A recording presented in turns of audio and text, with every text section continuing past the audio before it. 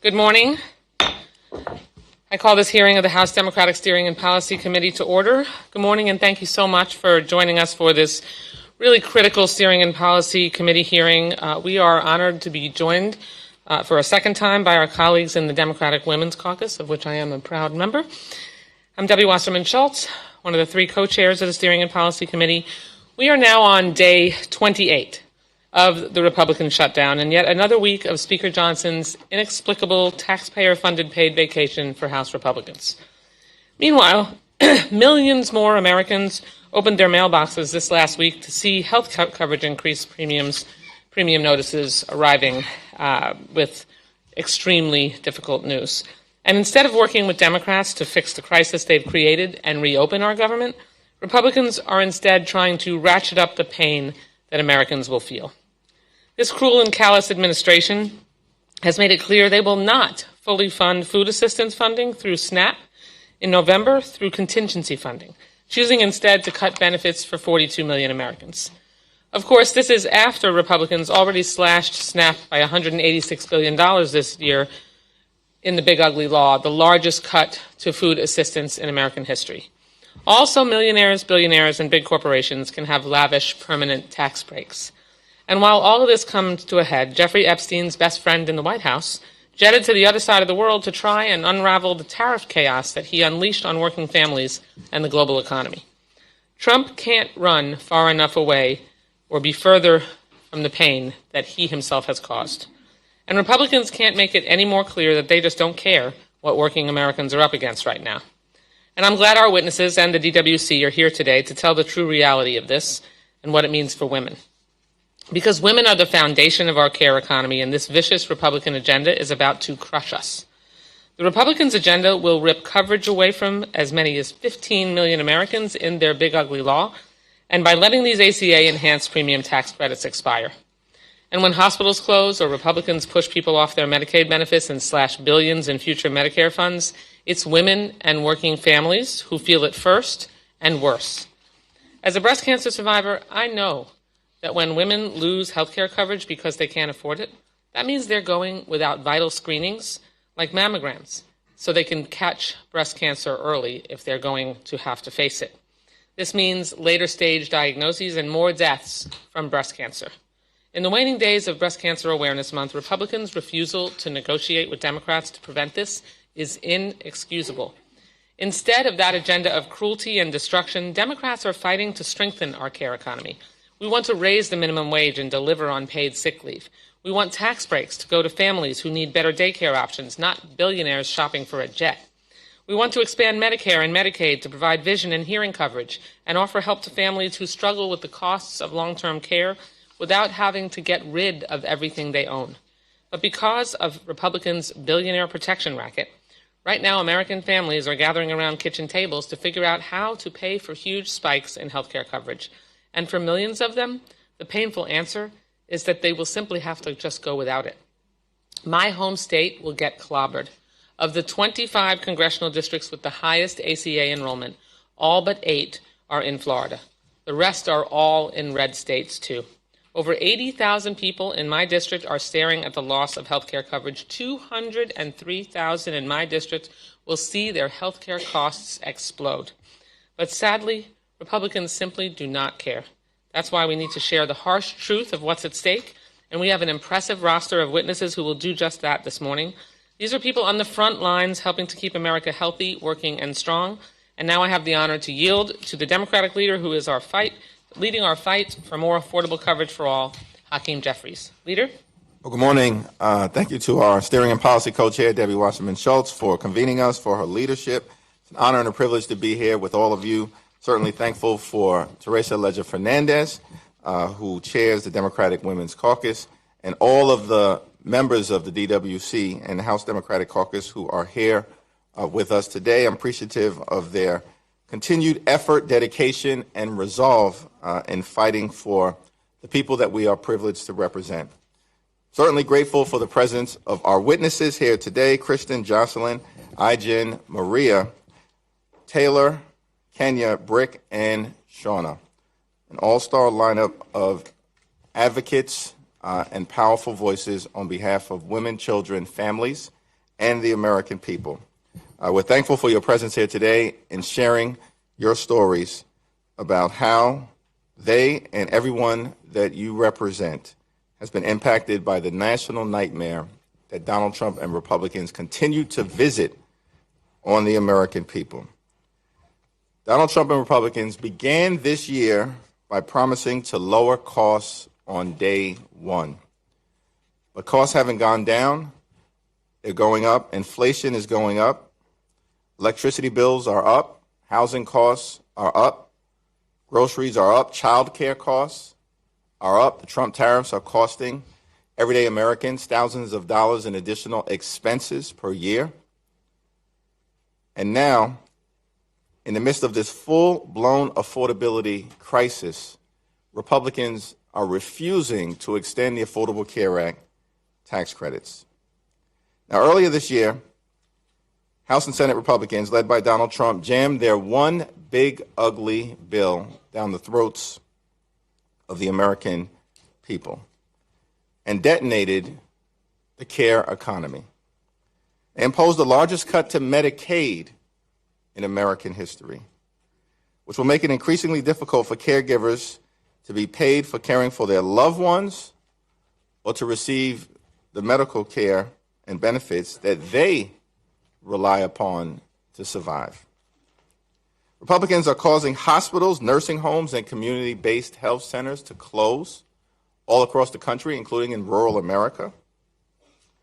They've inflicted the largest cut to nutritional assistance, to SNAP, in American history, $186 billion in cuts, literally ripping food from the mouths of hungry children, women, families, seniors, and veterans all across the country.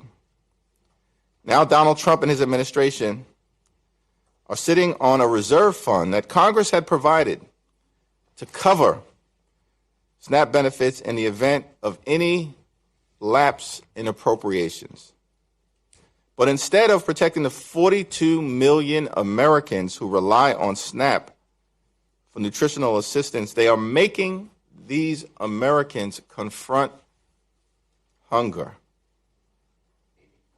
In the wealthiest country in the history of this world, this should not be happening. It's a disgusting dereliction of duty.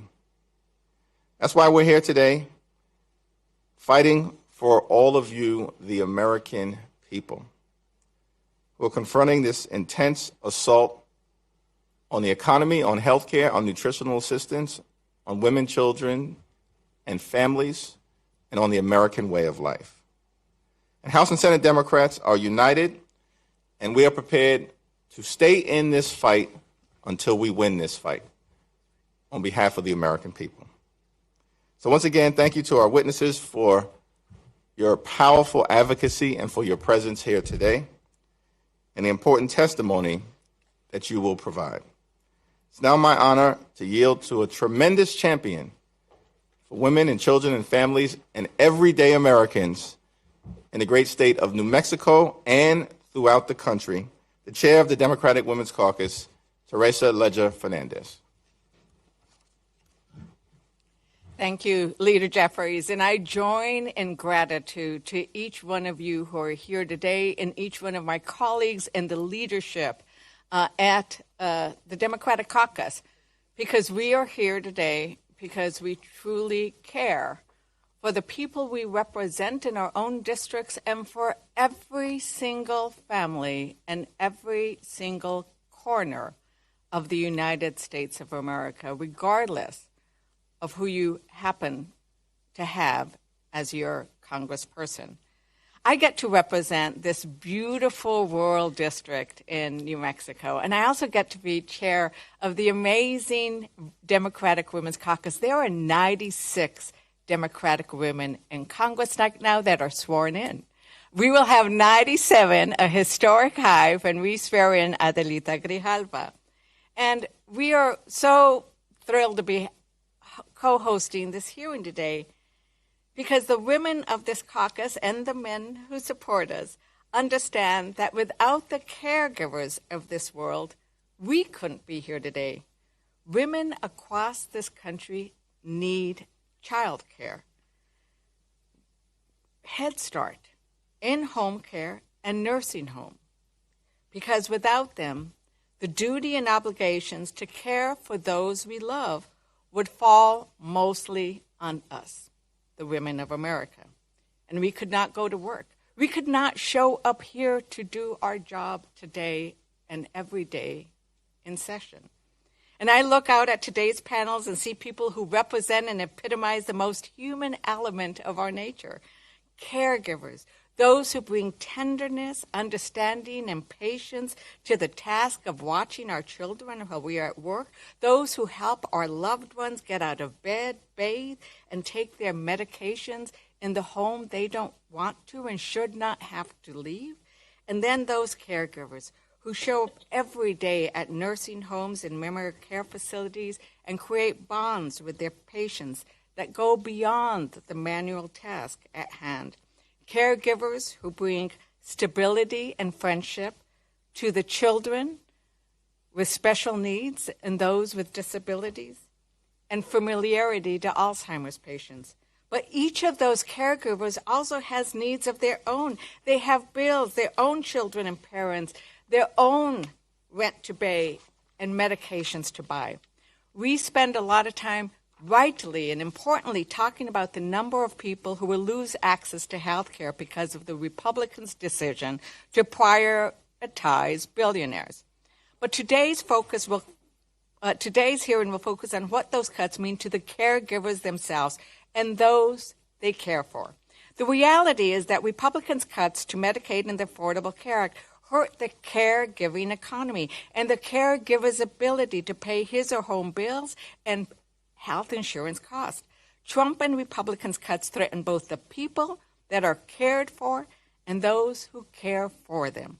When a typical direct care aide earns a median of $25,000 a year, how will they afford health insurance that could go from, for the lowest plan, $27 a month to $130? What about those plans where you might have a larger family? It's going to go from $500 to $2,300. How do you afford that on what the caregivers earn? And if that home health aide or the caregiver gets sick and can't see a doctor and gets sidelined, what happens to the grandmother who needs her to show up, to help her get out of bed, to take her medications? We also know that women are the majority of unpaid caretakers. If a family can't afford home health care, long-term care, or child care, women are the ones who are most likely to leave the workforce to take on that responsibility. This year, over 330,000 women left the workforce. And much of that was because of the lack of care available for their loved ones, whether it was child care or elder care. Earlier this year, I met with two women. Each of them were named Virginia up in the Taos Health Care Facility, a care facility that's threatened with the Medicaid cuts. Each of the Virginias were so thankful for the opportunity to be at that health care, and they told different stories.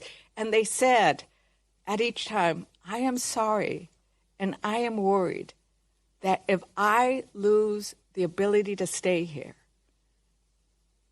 my family will take me in and my daughter will leave work. One of the Virginias needs somebody to help her take her seizure medication every day.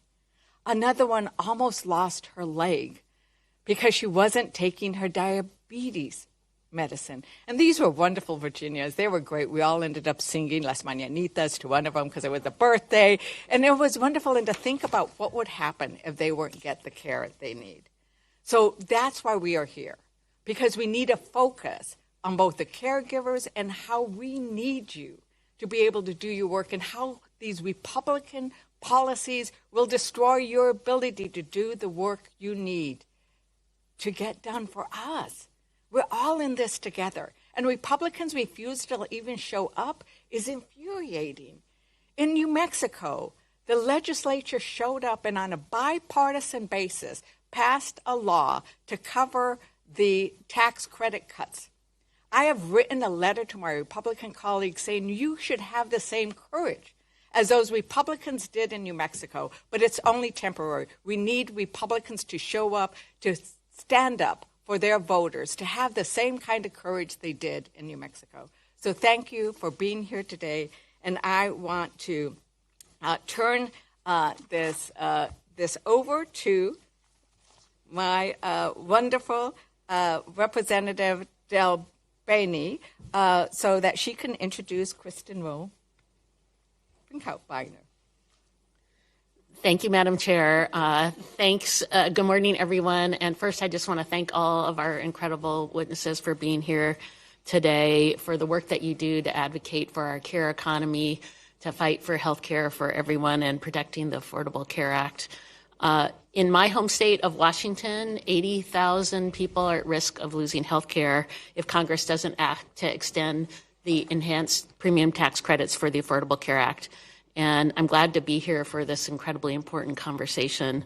It is my privilege, though, today to introduce one of our great witnesses and my constituent, Kristen Rowe Finkbeiner. Kristen is the Executive Director and CEO of Moms Rising, where she works to increase family economic security and discrimination against women and mothers, and build a future where both businesses and families can thrive. Moms Rising is a grassroots organization with more than 1 million members that advocates for many of the policies that my Democratic colleagues and I regularly fight for: paid family leave, affordable child care, better childhood nutrition, and access to health care. In addition to her work with Moms Rising, Kristen hosts Breaking Through, a talk radio show. She's also an award-winning author of books and articles, frequent public speaker, and media contributor.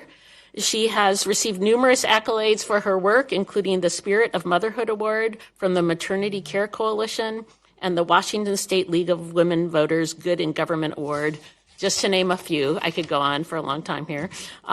Kristen, just thank you so much for your energy, your expertise, your advocacy, and tireless commitment to ensuring economic stability for moms and their families. We're so excited to have you here today from our Washington to this Washington. The floor is yours. Thank you so much, Representative Del Bene. Thank you also to Leader Jeffries, to Whip Clark, to Democratic Women's Caucus Chair, Representative Ledger Fernandez, and to all the distinguished members of Congress here today. Thank you, thank you, thank you. As you heard, I'm Kristen Rowe Finkbeiner, Executive Director of Moms Rising, and I'm honored to be able to share that we have 1.2 million members, people in every state in the nation, which actually adds up to 1 in every 300 people in America are an active member of Moms Rising at this time. People like Liddell in Nevada, who shared that if the ACA tax credits are cut off, then a lifeline for her family is cut off too. And this is causing her understandably great stress. Her daughter is battling breast cancer and is covered by the ACA. Liddell isn't alone. Brooke from New York recently shared, quote, "I'm scared. My husband and I both don't get insurance through our jobs, so if our ACA premiums go up, we simply won't be able to pay them. They will lose their health care entirely." We are in the middle of a national emergency, and we hear about it every single day. As you know, Republicans in Congress followed President Trump's demand by taking health care away from more than 17 million people in the big, bad, ugly bill, the largest Medicaid cuts in history. And right now, Republican leaders are threatening to keep our government shuttered unless they can increase, yes, increase, coverage premium costs for 24 million more. This situation is disastrous. Our nation absolutely can afford health care. But Trump and Republicans in Congress are cutting health care in order to pay for more tax breaks for billionaires and also to pay for terrifying, hardworking immigrants, people who are essential to our care workforce. 1/3 of the care workforce are immigrants, people who are essential to our families, to our economy, to our communities, and to our futures. This is nothing short of shameful. Our country needs safe and orderly immigration process that balances compassion and security, not cuts to healthcare, and most definitely not cruelty. If Republican leaders don't come back from vacation and finally sit down with the hard-working Democrats who are defending our health care, thank you, then health care costs are expected to skyrocket by an average of 75% and by up to 90% in many rural areas.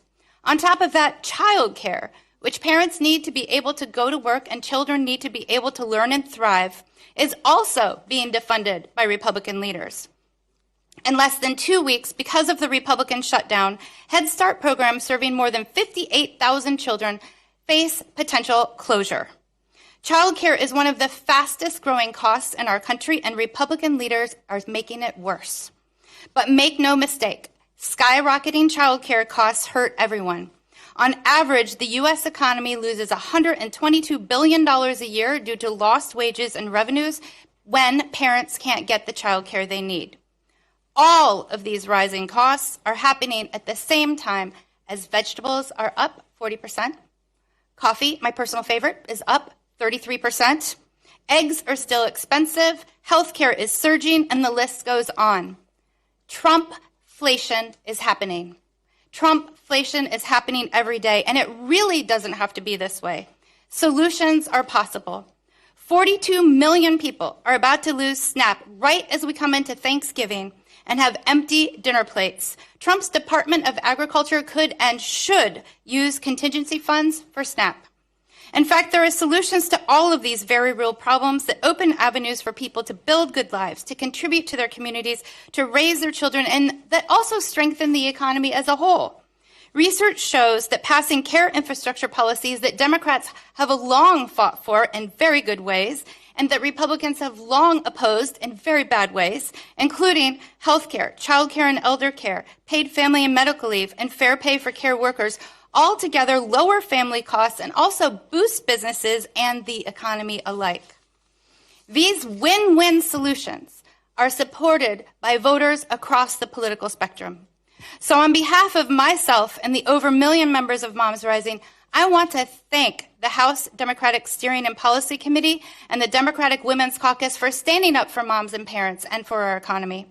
We know that when we stick together, we can build a better nation where every mom and family can access health care, where every person can get childcare, food, housing, and elder care in an affordable way, where paid family and medical leave is available when people have a baby or a serious health crisis strikes, where every pregnant woman can get the high-quality, caring, and affordable maternity care we need, where the economy is strong, and where the only person wearing a crown is Lady Liberty. Later, you'll hear from 2 Moms Rising members who represent millions of hardworking moms trying to build good lives while facing these high costs, facing Trumpflation, and dealing with a broken care infrastructure and a health care system that Republicans in Congress are actively gutting. On behalf of them, on behalf of America's moms and families, I thank you for standing strong for our health, for our children's health, for our families' financial security, for our country, and for our futures. Thank you. You, Kristen. You got us all fired up. I want to thank our hosts with the Steering and Policy Committee and the Democratic Women's Caucus and our leader, Hakeem Jeffries. And thank you to all of the witnesses who are here today. I am so grateful to have your perspectives at the table because families know what you know, that all of these issues are intertwined. The healthcare crisis, the childcare crisis, the cost of living crisis. They are all part of the same ugly trend, and they all present real challenges to the care economy. Stagnating wages, rising costs, public services that are deeply and chronically underfunded, all amid unprecedented billionaire wealth. It has never been easy to get by as a parent or a caregiver, but now it is becoming virtually impossible. The math just simply doesn't work. 20% of counties in this country don't have a hospital. 35% don't have anywhere for a woman to give birth. Most Americans live in a child care desert. 60% of American households are struggling to provide the basics. And what have we seen as the Republican response to this? Tax groceries, deliberately withholding funding from SNAP, dismantle Head Start, defund Medicaid, hike ACA premiums, close more hospitals, make life harder and more expensive. While Trump gets a ballroom, Bezos gets a yacht, and crypto billionaires get a pardon and a tax cut to go with it. It is cruel and it is corrupt, and it disproportionately hurts two groups of people. One, the most vulnerable, the sick and the disabled, our children and our seniors. And two, it disproportionately hurts communities represented by Republicans, rural communities, poorer communities, communities with fewer hospitals, fewer child care centers, fewer lifelines, fewer jobs going into these unprecedented cuts. Open enrollment for the ACA starts this week, and millions of people are going to make a choice that they cannot afford health insurance for 2026. Mike Johnson should think about what this means for his own constituents. A single mom getting by on $40,000 a year in Mike Johnson's district will see her premiums nearly quadruple. Quadruple. Nobody can afford that kind of increase and that kind of pressure on a family budget. But it is not too late to stop that from happening. It is not too late to reopen the House. Democrats will be here ready to vote, ready to end this cruelty. And we are so grateful to be joined by all of you, but certainly by a champion and a leader for our country on the care economy and making sure that voices of workers and families are heard. And we are going to keep fighting alongside all of you, but especially our next witness, President Ai-jen Poo. Welcome. Thank you so much, Whip Clark, for your leadership, your consistency, and thank you to Leader Jeffries and to our distinguished co-chairs and members of Congress for having us here and for continuing in this very crucial fight. I'm grateful to be here to speak about the reality facing working and middle-class families right now, families who are doing everything in their power to take care of the people they love, and they are living a care nightmare. In just a few days, more than 24 million of us will, on average, see our health care premiums more than double as we try to re-enroll in our insurance. Allowing the Affordable Care Act tax credits to expire will sever a lifeline that millions of caregiving families and workers rely on to afford health care.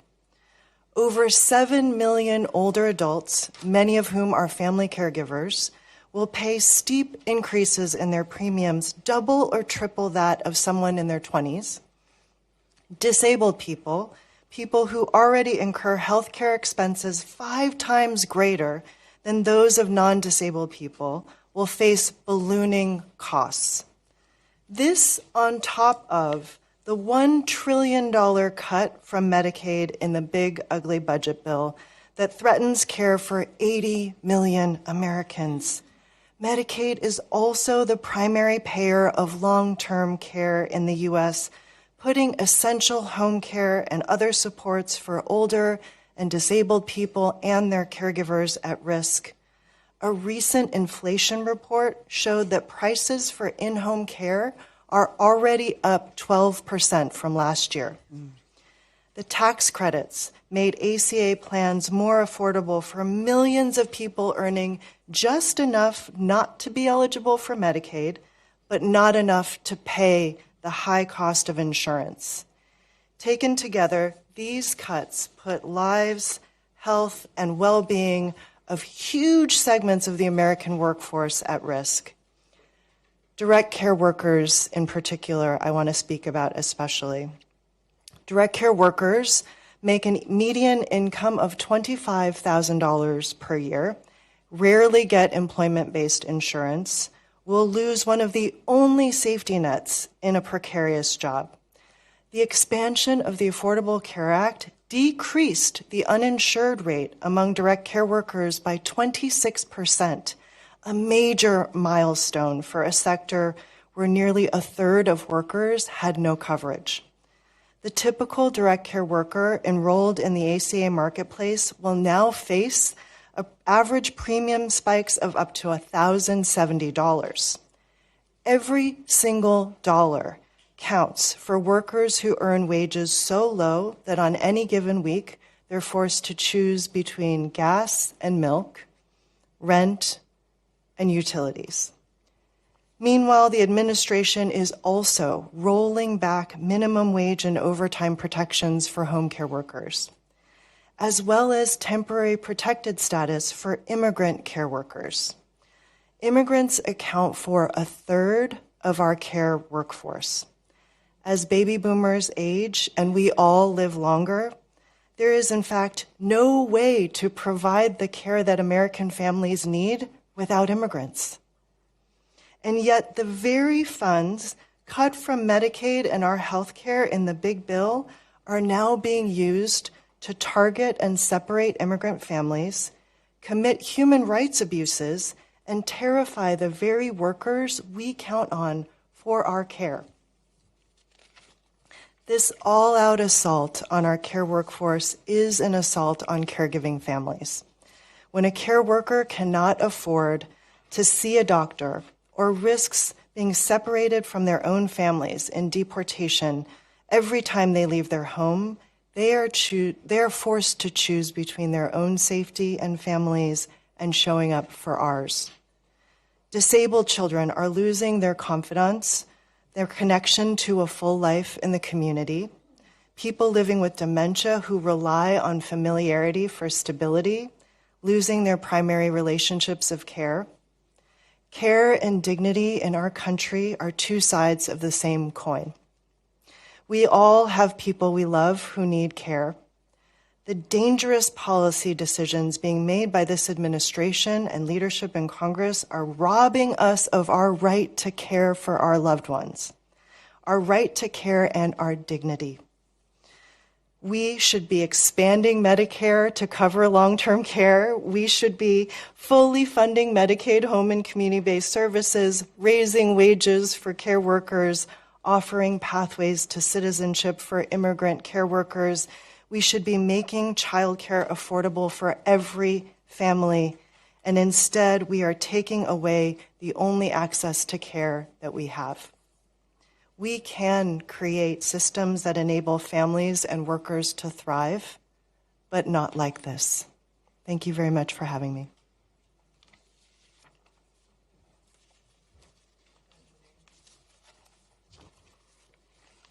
Thank you, Madam Chair. Thanks to you, the Steering and Policy Committee, and the Democratic Women's Caucus for holding this important hearing today, and to the advocates and the storytellers who are joining us today, all of whom I have worked with on these issues for longer than I wish I could say that we had been doing it.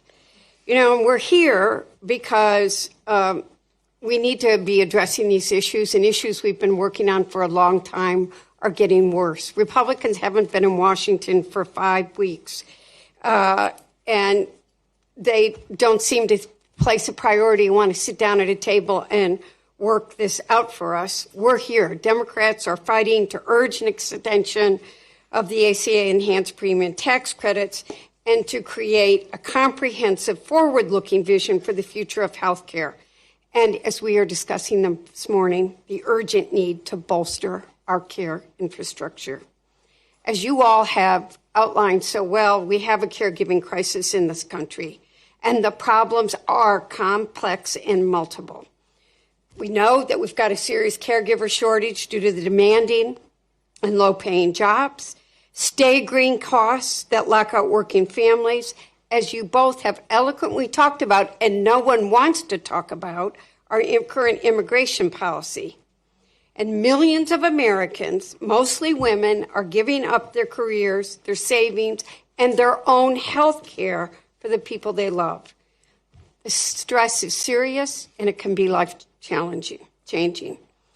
And you don't know how broken the system is until you actually find yourself in it, and you're trying to fix it and go through a broken structure. I know, and I'm luckier than 99.9% of the people in this country. I know you guys, and I can call and ask for help. And yet that panic comes rushing back when you need to find a caregiver 24 hours and there's nobody there. And other families, they call agency after agency, only to hear there are no aides available or that only the few that are, they can't afford. It's too expensive. Too many families don't have access and are struggling to fill the gap. Caregiving should not be a partisan issue. It's a human one for all of us. We have family and friends we love. Every one of us will either need care or provide it at some point in our life. And I thank all of you for the work that you're doing. It's my honor now to introduce Jocelyn Fry, who is president of the National Partnership for Women and Families. Under her leadership, the organization is focused on advancing economic justice, affordable and equitable health care, civil rights, and reproductive freedom for women who face the steepest barriers, including women of color, women with the lowest incomes, and women with disabilities and transgender women. Thank you for all you're doing, and let us hear from you. Well, good morning, and thank you, Representative Dingell, really for your leadership and your powerful words. To Leader Jeffries and to the co-chairs, the leaders, the members present, thank you so much for convening us and for being here. I'm really honored to be here on behalf of the National Partnership for Women and Families and appreciate the chance to focus on the cost of care and the investments that women and families really need to be healthy and well. I also appreciate the opportunity to talk about the dangers posed by really an irresponsible and devastating healthcare cuts that congressional Republicans have put forward that are putting, quite frankly, too many families at risk. No one who has been paying attention should be surprised by the care challenges facing women. Every day, millions of families grapple with enormous caregiving and healthcare costs because America's care infrastructure is uneven, incomplete, and unresponsive. Women are often at the center of managing these costs for their families. They are the caregivers and the care coordinators.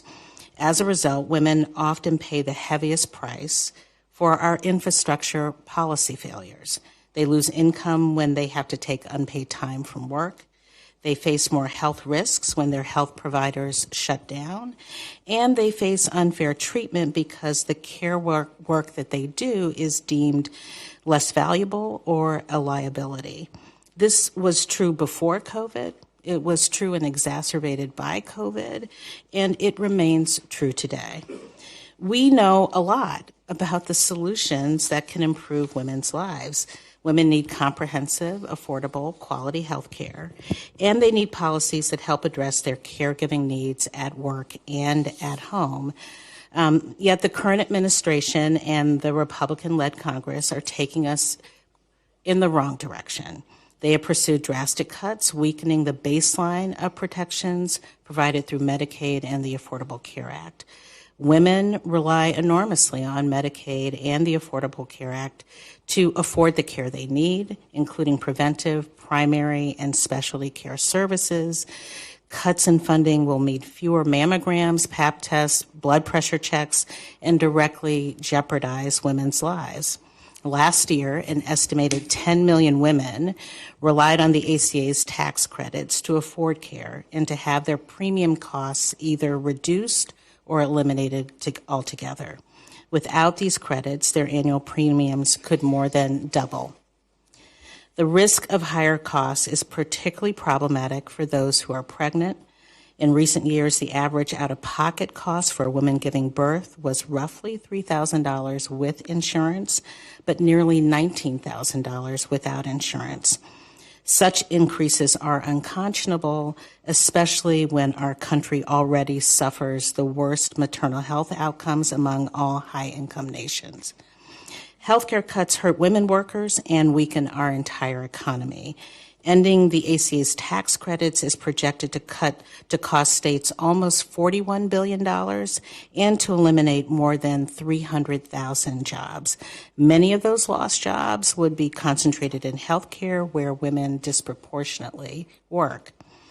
All of these cuts occur in an environment that we know lacks critical care supports such as paid family leave and affordable child care. The result is more economic stress on families already facing income instability, especially as different groups of women are now experiencing historic declining labor force participation rates. New research that the National Partnership has coming out this week has found that mothers of young children, particularly Black mothers, are already experiencing historic labor force participation declines. Congress and our nation must do better. We can do better. We need more investments in caregiving and healthcare, not fewer. And we need to embrace an affirmative agenda.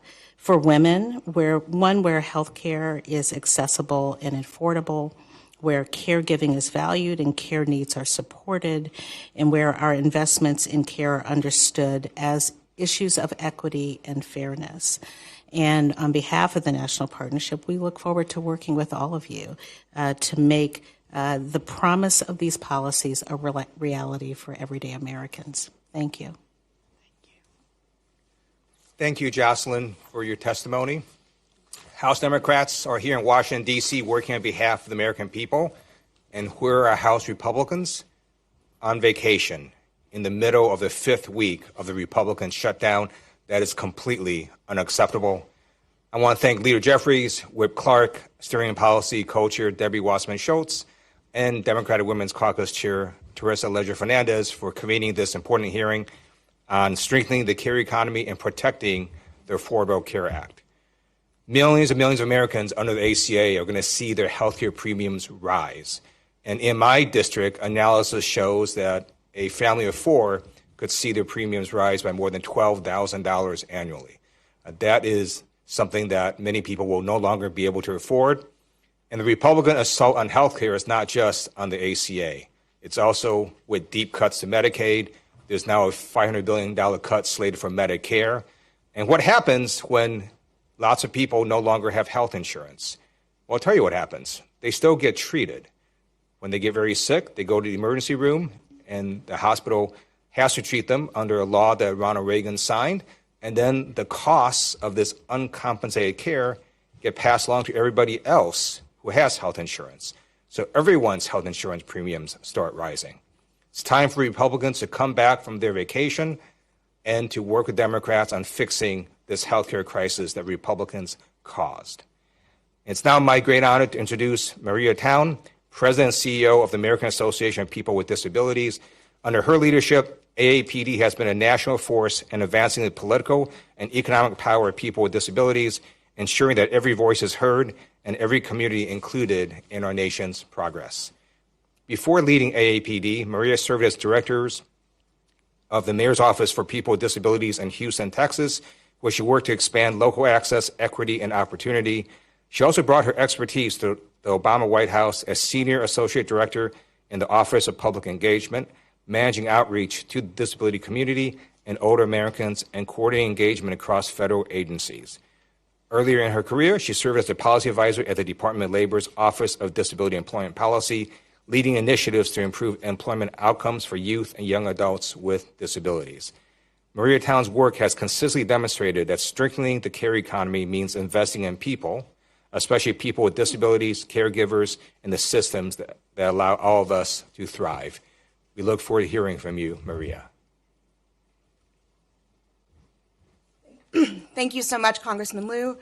Thank you, Leader Jeffries, Whip Clark, and to the Steering and Policy Committee and the Democratic Women's Caucus for having me here today to represent the American Association of People with Disabilities, an organization that represents the more than 70 million people with disabilities across the United States, most of whom rely on either Medicaid or the Affordable Care Act to live.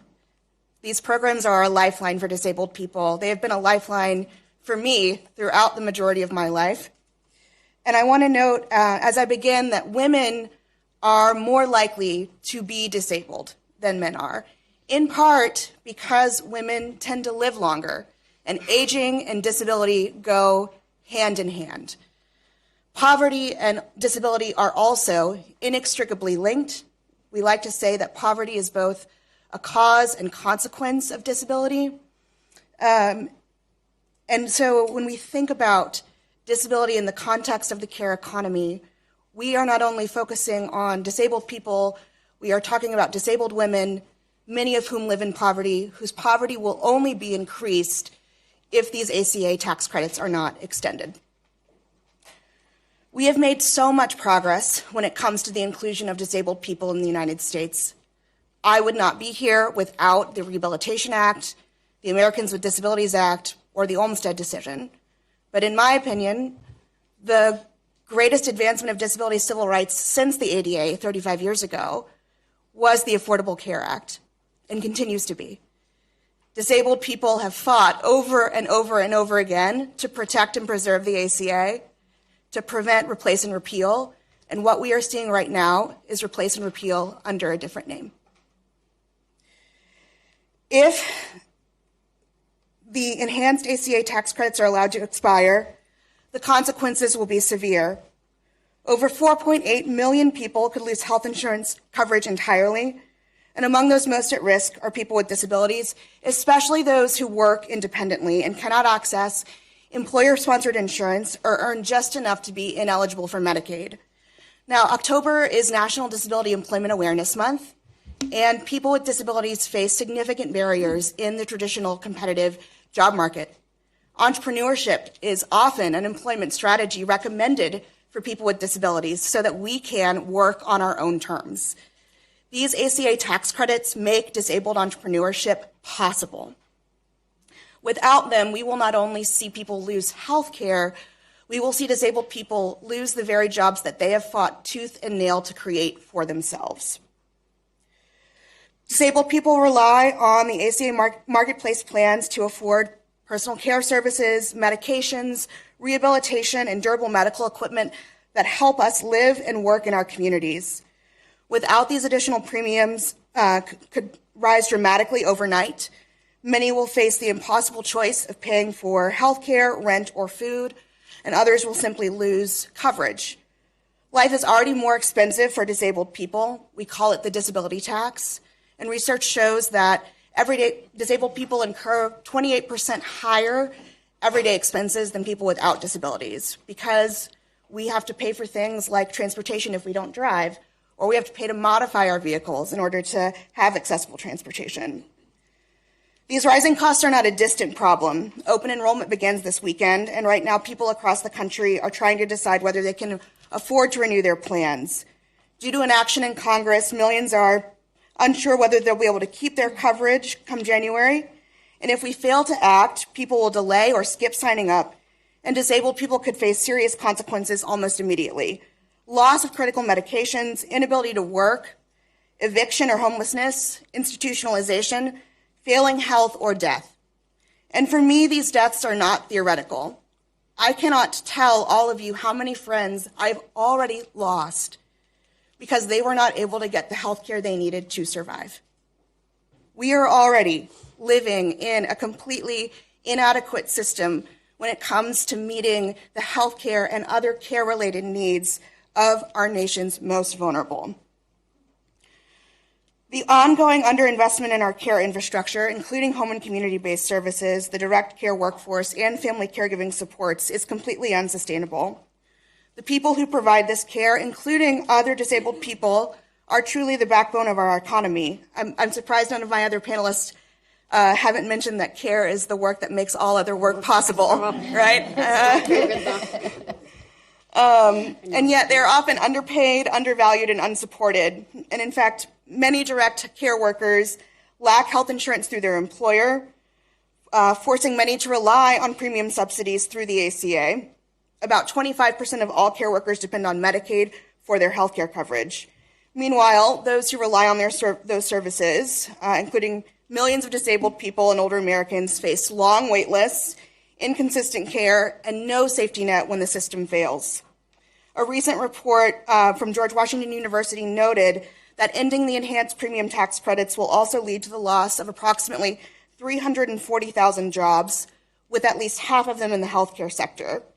Of these, 250,000 jobs will be lost in 10 states: Alabama, California, Florida, Georgia, my home state of Louisiana, Mississippi, North Carolina, South Carolina, Tennessee, and Texas. 7 of these states did not expand Medicaid. Combined with the recent severe cuts to Medicaid, this will create a critical situation that risks further destabilizing an already unstable system. This will mean even longer wait times for people who need to access care, including emergency care, and some will avoid going to the hospital altogether, choosing, truly, to just continue to suffer or die. This is more than a social issue. It's an economic one. It's a workforce issue. It's a moral issue. Every dollar invested in home and community-based services creates jobs, cuts reliance on costly institutional care, and keeps families and communities united. The care economy is a vital economic infrastructure, as important as roads, bridges, or broadband, because it allows people to go to work, school, and live in their communities. Lawmakers and advocates currently have a shared opportunity to create a system that benefits everyone, one that values care work, maintains independence, and boosts our economy. Protecting the ACA tax credits and investing in the care workforce are essential steps in that direction. All of you know that our policies rarely reflect the reality of American lives, and it should be our shared goal to ensure that the policies that inform our day-to-day lives actually match the realities we see. When we focus on care as a central force in informing our policies, we create smarter, fairer, and more effective policies. We develop the systems that address the needs of disabled people, aging adults, parents, families, and women across the country. My message today is straightforward. Maintaining affordable coverage and funding the care economy is not only sound policy, it is the right choice. The price of inaction will hit hardest those who already encounter the greatest obstacles, but the benefits of taking action will spread throughout the country, in every community, and in every constituency. Thank you for having me here today. Thank you so much, Maria, and thank you to our panelists for your really critical testimony. Members, we'll begin the question period for Panel 1. Panel 1 has to leave at 10:10, so the clock is right in front of you, as it is traditionally when we're in committee hearings. Please observe it. I will be very helpful to you in observing that 3-minute clock. And we'll start with our ranking member of the Rules Committee, Mr. McGovern. Thank you very much, and thank you all for being here today. If the House of Representatives were functioning, we should be having a hearing about how we improve and expand our current healthcare system. But we haven't been in session now for over a month, and basically Mike Johnson has abolished the House of Representatives, and he has made himself irrelevant and pointless, and he has shrunk the speakership to the point where it's an echo of what it used to be, and that is so sad. But there are improvements that we need to make, and the United States has a higher maternal mortality rate than a majority of other high-income countries. Louisiana, that's where Speaker Johnson's home state is, has a maternal mortality rate of 41.9%. Almost half of women who give birth in the state of Louisiana die. That's horrifying. And many women are clearly failed by our current healthcare system and accessibility of care. So if the ACA enhanced premium tax credits expire, how do you expect it will affect maternal health and access to care? Maybe, Ms. Fry, I can ask you that question. Well, thank you for the question. I mean, I think the short answer is the loss of health care is the last thing we should want, right? I mean, for maternal health, what women need is more, not less. What we see across the country, particularly in the South, disproportionately for Black women in particular, is that the lack of care, the lack of comprehensive care, means the rates go higher. And what we also see is that it's a continuum of care. Right, it's not just these cuts. These cuts are on top of a lot of policy failures. People have to travel further for care. Labor and delivery units are shutting down. We did a report over the summer that talked about an estimated 130, almost 140 labor and delivery units we expect to close because of the increased pressures on providers because of the loss of money for Medicaid cuts. So this is terrible. Look, I mean, we can solve this immediate crisis pretty simply. Open up the government and refrain from doubling or tripling people's health care premiums. Mm-hmm. And then we should get into a discussion about how we can improve the current health care system, which I don't think is adequate. But I thank you all for your eloquence and your passion, and I hope people are listening because this is ridiculous that we're at this moment right now. I mean, we're the richest country in the history of the world. We should have the best health care system in the world, and here we are just arguing that they don't increase people's premiums. But I thank you all very much. I yield back. Brilliant timing, Mr. McGovern. I know. Congresswoman Andrea Salinas from Oregon. Thank you to the Steering and Policy Committee. Thank you, Chairwoman and Democratic Women's Caucus, and to our panelists today for this informative hearing. In particular, I want to talk about the impacts these cuts will have, as you've been talking about, on women. And I want to focus on one woman in my district in particular, Nancy. I met her last spring, and she works at home as a health worker in Salem, in my district. She earns a living by caring for her mother and aunt, who are both disabled and blind. Because Oregon is one of the many states that has expanded their Medicaid program, Nancy can earn a living by taking care of her mother and her aunt in their home instead of in a facility. However, because of the Republicans' steep cuts to Medicaid, the funding for Nancy's mother and aunt's care, which Nancy relies on for income, is now at terrible risk. Mm-hmm. So with Republicans' cuts to care, the ACA, Medicaid, Medicare, people like Nancy are going to face impossible choices.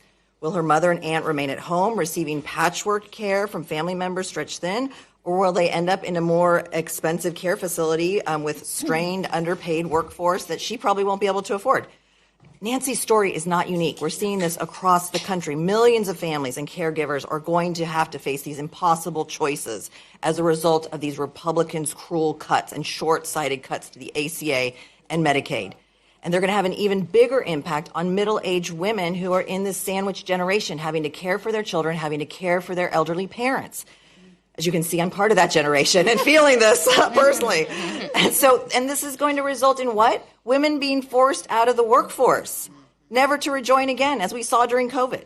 In fact, in 2023, 87% of home health aides and 80% of personal care aides were women, and 5.5 million Americans utilized home-based care through Medicaid instead of institutional level care. These cuts are cruel and short-sighted, will disproportionately impact women who are at the core of the care economy. We know that Republicans need to come to the table. We need to rethink all of this, as my colleague just mentioned. But with that, my question is for Maria. I'm worried about access to care for the elderly and those people with disabilities. Can you explain how the Medicaid cuts, the ACA cuts, will put home health professionals out of work, strain capacity at care facilities, ultimately raise costs for our families? Thank you for your question, Congresswoman Salinas. Medicaid is the only health insurance payer that covers long-term services and supports. It's the only health insurance payer for in-home, home and community-based services. The only option that families like your constituent have is Medicaid, to keep their families together. If these Medicaid cuts are allowed to proceed, we will see one of two things, depending on the family. We will see older adults forced out of the homes and communities that they love to go live in a costly institution like you've described, where we know they have worse outcomes. Their lives are literally shortened.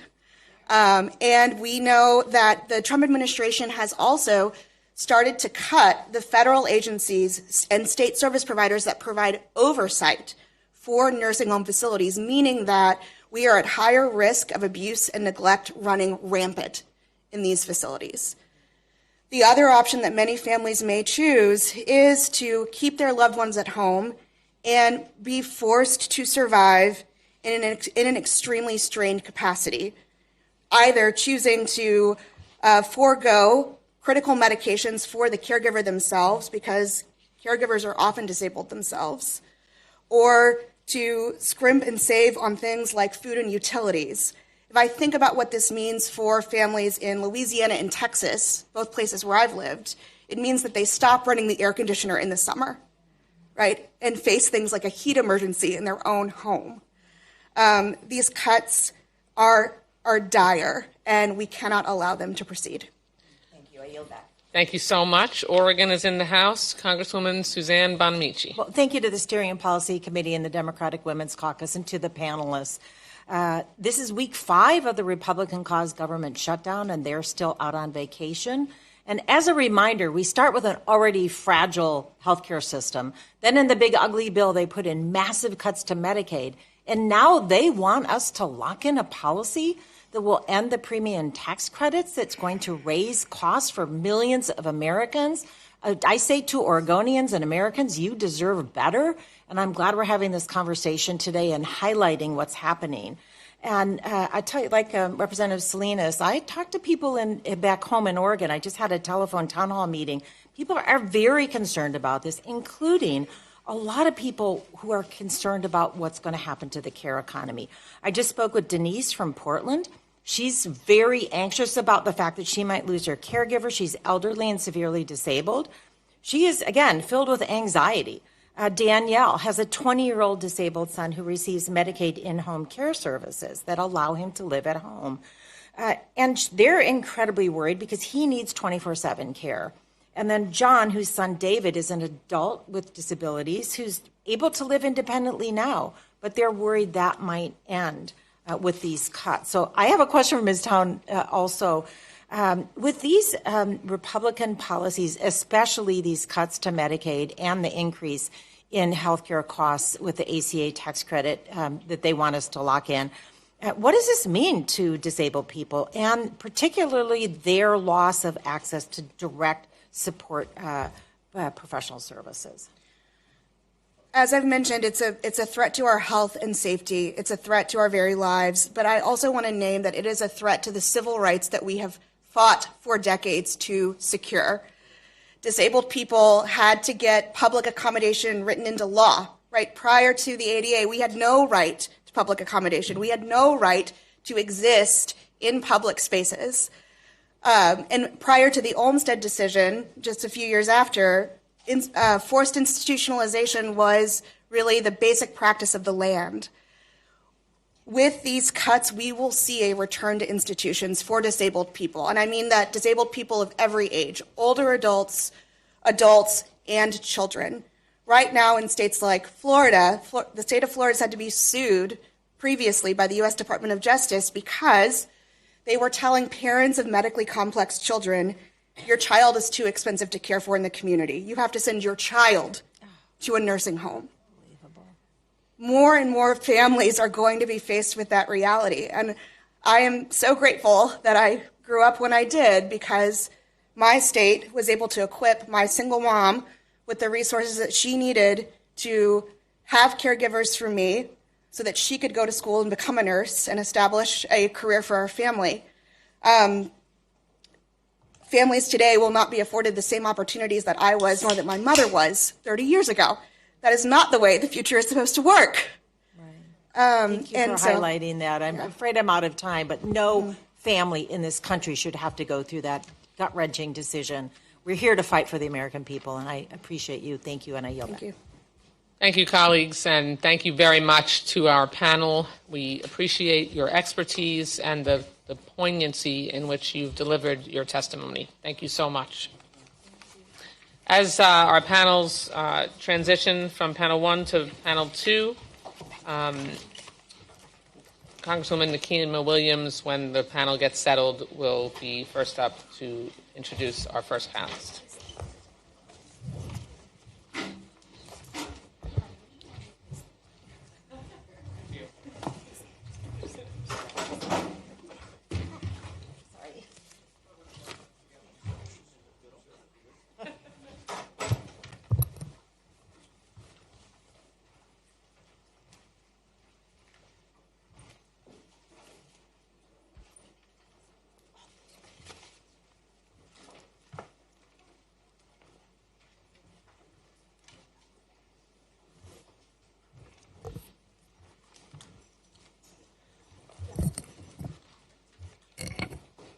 Congresswoman Williams of Georgia, you're recognized for an introduction. Good morning, everyone, and thank you so much for being here. Even as my Republican colleagues are on vacation, as this Republican-forced government shutdown and healthcare crisis continues. Y'all, I am Congresswoman Nikema Williams, and I proudly represent Georgia's fighting 5th Congressional District, where we fight for caregivers, for our federal workers, and for the health care of the American people. It is my honor and privilege today to introduce you to one of those caregivers, Kenya Randall, a home care worker, grandmother of 3, and proud member of the We Dreamin' Black Coalition, a Black domestic workers group focused chapter of the National Domestic Workers Alliance. With decades of caregiving experience, Kenya embodies the compassion, resilience, and advocacy that define the domestic care workforce, women whose labor sustains families and communities every day. I think one of our previous panels put it simply, care work makes every other type of work possible. Her professional commitment to caregiving is deeply rooted in her personal life because Kenya is a primary caregiver for her 60-year-old sister who lives with multiple disabilities. Each day, she provides the essential support that her sister needs from managing medications to helping with daily tasks, ensuring that she can live with safety and dignity. Medicaid has been a cornerstone of that stability, covering vital treatment, mental health services, and medications that would otherwise be out of reach. Kenya's caregiving extends to the next generation as well, y'all. Her oldest grandchild, who has autism and ADHD, depends on Medicaid to access specialist care, therapy, and medications that make learning and growth possible. For Kenya, access to affordable health care, y'all, is not an abstract policy matter, but a lifeline that sustains her family's health, well-being, and future. Kenya, as your Congresswoman, I won't leave you, your sister, or your grandchild behind.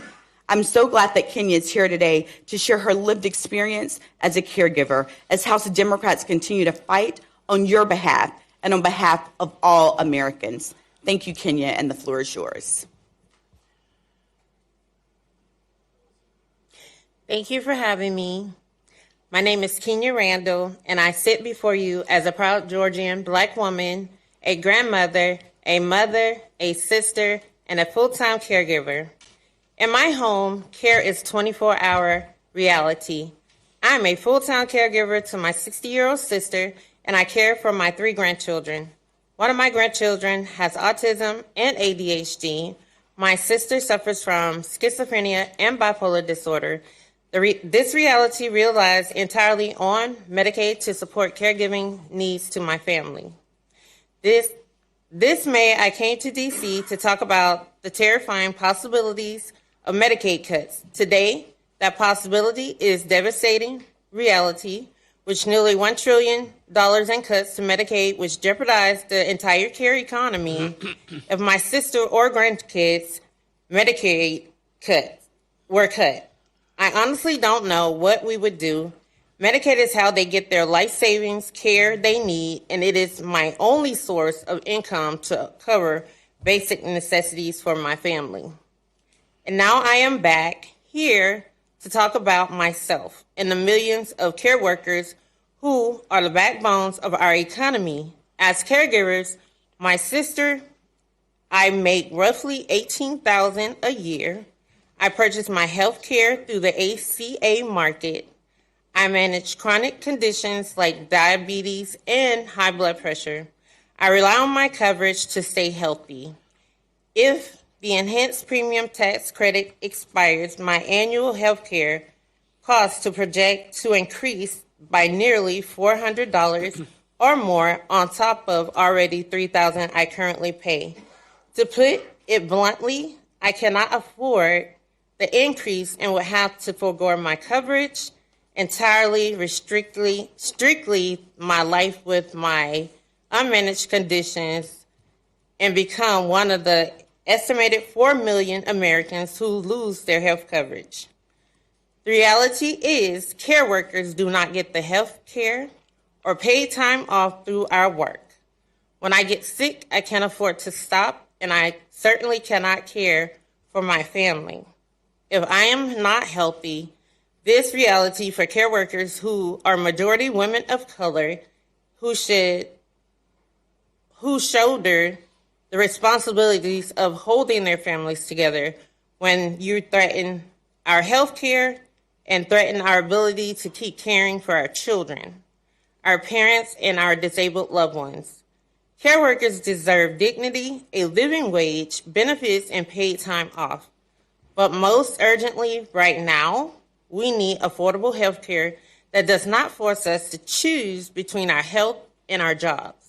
This is why I urge people in power to restore economic security of caregivers and stop, shut down, and extend the enhanced ACA premium tax credit immediately. Thank you. Congresswoman Stansbury for an introduction. Thank you, Madam Chair. I want to say thank you and welcome to all of our guests who are joining us from all over the country today. It is my pleasure to introduce our next guest who is providing testimony. Mr. Brick Williams grew up in Cedar Hills, Utah. He's worked for 24 years as a guitar teacher, where he teaches 55 to 60 students a week and nurtures the next generation of musicians and instills in them his love of music. But as I'm sure he'll share with us today, he has his own daily struggle after being diagnosed at 19 with a common variable immune deficiency. Like so many Americans and small business people, his self-employment as a music teacher depends on the Affordable Care Act marketplace. And before Utah's high-risk insurance pool, of course, like so many small business people and Americans, could have lost everything. So we're really grateful that he is here today to share his story. And with that, Madam Chair, I yield back. Yeah, thank you. I genuinely appreciate the opportunity to be here and to share my story, and the chance to do this is a privilege. So, my name is Brick Williams. As was said, I'm from Cedar Hills, Utah. I was born with an immune deficiency disease. It's a genetic disease, and it's called common variable immune deficiency, CVID for short. It's a genetic disease in which the body doesn't produce the normal amount of antibodies, and I have less than 1% of a healthy person's immune system. So I can't fight infection like a typical normally healthy person would. I am susceptible to frequent infections, and some of them are difficult for my body to get rid of because of the lack of antibodies. The only way to increase the number of antibodies that I have is to receive infusions. And the infusions are made from plasma, and it requires a large number of plasma donors to make just one dose of the medicine that I take. The infusions provide me with other people's antibodies, and I've been doing the infusions for 29 years now. They're mandatory for me to stay alive and have a chance at being healthy. The infusions are expensive. The monthly statement for 2 infusions is $12,500. That is a staggering $150,000 a year that my infusions are. Needless to say, I have a lot of health problems. I reach my out-of-pocket maximum every single year in the month of January. Prior to the Affordable Care Act, I got insurance through a program called HIP Utah, and it was a very costly insurance, especially for a lower-income family like mine was at the time. And when the ACA came along, it dramatically changed my family's lives. For the first time, we could get affordable health care and affordable health care plan. The financial difference that made for my family cannot be understated. It took a few years, but over the course of that time, since the inception of the ACA, our finances were able to get much more stabilized. The enhanced tax credits from the American Rescue Plan Act have been helping my family immensely by keeping the cost of premiums down. The one big beautiful bill, and I didn't really see anything very beautiful in there for someone like me, but it did not consider extending these credits, and I am in one of the demographics that the expiring credits will hurt the most. I have worked my way up in my self-employment to be between 300% and 400% of the federal poverty level. The American Rescue Plan Act got rid of the financial cliff of who gets subsidies. It also kept premiums at 8.5% of yearly income. Starting in 2026, anyone above 400% will no longer receive any subsidies for their health care, which will result in staggering premium increases for myself and other many other middle-class families. The American Rescue Plan Act was keeping insurance premiums capped at a reasonable percentage of yearly income, depending on how much a person makes per year. Also, because of the American Rescue Plan Act, we have seen a record number of people signing up for health insurance plans in recent years.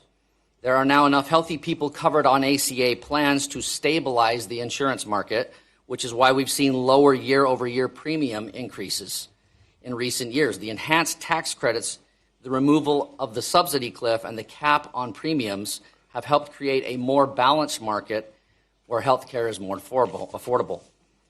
As of January 1st, 2026, all of these benefits are scheduled to go away, and as a direct result, premium prices are projected to spike like never before, not just for people near 400% of poverty level like me, but across the board. This is because of speculative premium increases. The projection from health insurers and industry professionals is that healthy people will see the price increases and they will bail out of the marketplace, since the risk of sickness isn't worth the steep premiums that they will have to pay. Those remaining in the marketplace will by nature be the less healthy portion of the population, which will tax the system, creating a spiral. The fewer healthy people that are in the market, the more imbalanced the system will become, which will cause premiums to continue to increase dramatically each year moving forward. In the short term, industry professionals warn that without intervention, individuals like me will be forced to choose between crippling insurance premium prices or having no coverage at all, which in my case is deadly. The Affordable Care Act had previously stabilized the insurance system, but the failure to address these impending issues is poised to destabilize it. This will have a profound and long-term consequence that's going to impact many, many Americans for decades, possibly. Eventually, even those who are currently young and healthy will age and require costly medical care. While many Americans may feel like they can afford to take the risk of not being insured for now, none of us can stay young and healthy forever. My fear is that by the time these people need health care, the system will have collapsed completely. Therefore, ensuring health care affordability now is crucial for those with current needs, as well as today's young and healthy people who will become more in need of health care as they age. I need the ACA to remain affordable. I was born with a disease, and I shouldn't get punished so severely financially for that, because the disease itself is punishment enough. Thank you so much. Congresswoman McClellan from Virginia for an introduction.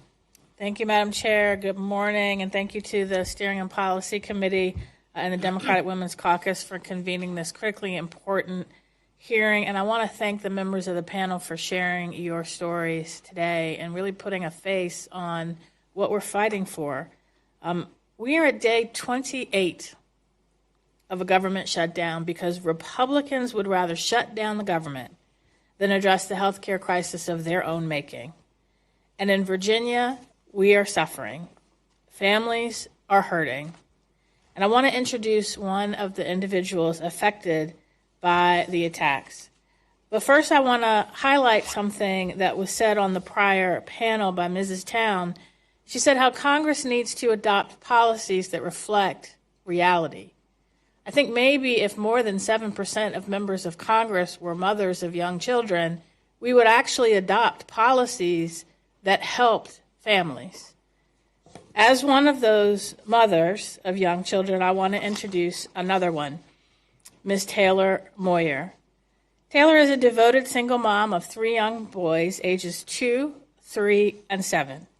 She lives in Virginia Beach, Virginia, and after spending several years out of the workforce due to the child care crisis, Taylor recently started a new job and is working hard to rebuild her family's financial stability. Despite her determination and steady employment, rising costs for housing, food, childcare, and beyond have made her family's budget extremely tight. For Taylor, Medicaid ensures that her children can see doctors, receive preventative care, and get the medical attention that they need. Without it, she says her family would struggle to access even basic health care. In addition to Medicaid, Taylor also relies on SNAP and WIC benefits to put healthy, nutritious food on the table for her growing boys.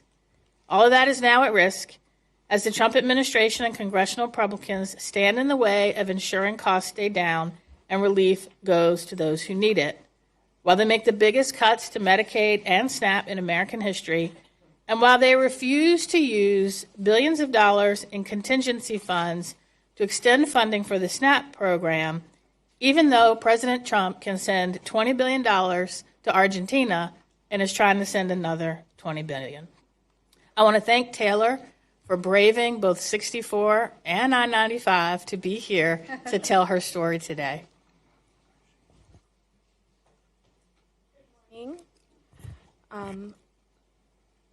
I'm Taylor Moyer, and I live in Virginia Beach with my 3 bright, amazing sons, who are 2, 4, and 8, and all 4 of us rely on Medicaid for our health care. I'm a proud member of Moms Rising, and I thank you guys for the chance to share my story here today. When I became a single mom of 3, playing catch-up like so many other moms, I was pushed out of the workforce due to child care crisis. Everything was a struggle. I took a job at a local nonprofit because I had to provide for my kids, but without child care assistance, I could barely keep up. I applied but waited months for relief, and when I finally got approved, it helped, but not enough. Even with the assistance, I still pay $600 for only 2 weeks out of the month. For childcare, it's a constant balancing act just for us to stay afloat. As the cost of food and other essentials has soared, it's been harder and harder for my family to make ends meet. WIC is essential, and it helps me provide a balanced, healthy diet for my children. With 3 growing boys, the nutritious options that WIC supports are a blessing, and I'm thankful that I can choose from a variety of dairy, fruits, and vegetables that I'd normally say no to because our budget is really tight right now. Without WIC, I'd have no choice but to feed my kids cheap filling options like ramen, they love it, but can't have that every night, and affordable, shelf-stable foods that aren't as healthy. I hope that lawmakers will ensure that WIC funding continues because every child and mother should have access to healthy food. As I said, my family relies on Medicaid for our health care, and it's no exaggeration to say it's a lifeline for my children and me. After my youngest son was born 2 years ago, Medicaid was the reason that I was able to access physical therapy for birth complications and counseling. Without Medicaid, I would have gone without care like I have done in the past because I really needed it. When I really needed it. Medicaid dental coverage for my boys is also a huge help, and I could have never afforded to pay for their dental coverage out of pocket. They would just go without it. A lot of families do go without dental care because when you're choosing between putting food on the table or going to the dentist, most families are going to choose food. But dental care is essential to our children's health. Even with Medicaid, accessing health care is enormous, sometimes insurmountable challenge. For instance, the clinic that I used to rely on no longer accepts Medicaid. And because so many health care providers in my area don't accept it, finding care is a struggle. Even now, more cuts to Medicaid looming, the program doesn't cover all of our needs. I need eyeglasses, but I can't find it. I worry that the deep cuts to Medicaid that Congress passed will make these problems even worse. Lawmakers should be looking for ways to improve our care, not cutting programs that help us build good lives. On behalf of my family and so many others, I thank all of you who are working to strengthen our care economy and protect our health. So many hardworking families like mine are barely scraping by. We're terrified about what the cuts to Medicaid and the Affordable Care Act premium tax credits will mean for us, and we are desperate for solutions for our country's child and elder care crisis. For my family, the looming health care cuts are an emergency. I don't understand why Republicans and so many private donors are spending hundreds of millions of dollars on a ballroom while the health care of my sons and I and so many others rely on is on the chopping block. Families like mine want Congress to reverse the reckless and damaging cuts to Medicaid and extend the premium tax credits that make health insurance affordable for tens of millions of us. At my job, I see every day how the issue affects people from all walks of life, not just one group, but everyone. My peers, my coworkers, and the people that we serve are all struggling. We're hardworking, We're serving our communities, yet the government isn't holding up its end. Working class families can relate. So many working class families can relate. But how many elected leaders have ever worried about putting food on the table or paying for their children's care? That's a reality that so many of us know way too well. Our children are our future leaders, thinkers, and innovators. Please make meeting their needs and keeping families healthy a top priority. Thank you. Thank you so much, Taylor. And now my classmate and colleague, Congresswoman Gwen Moore from Wisconsin.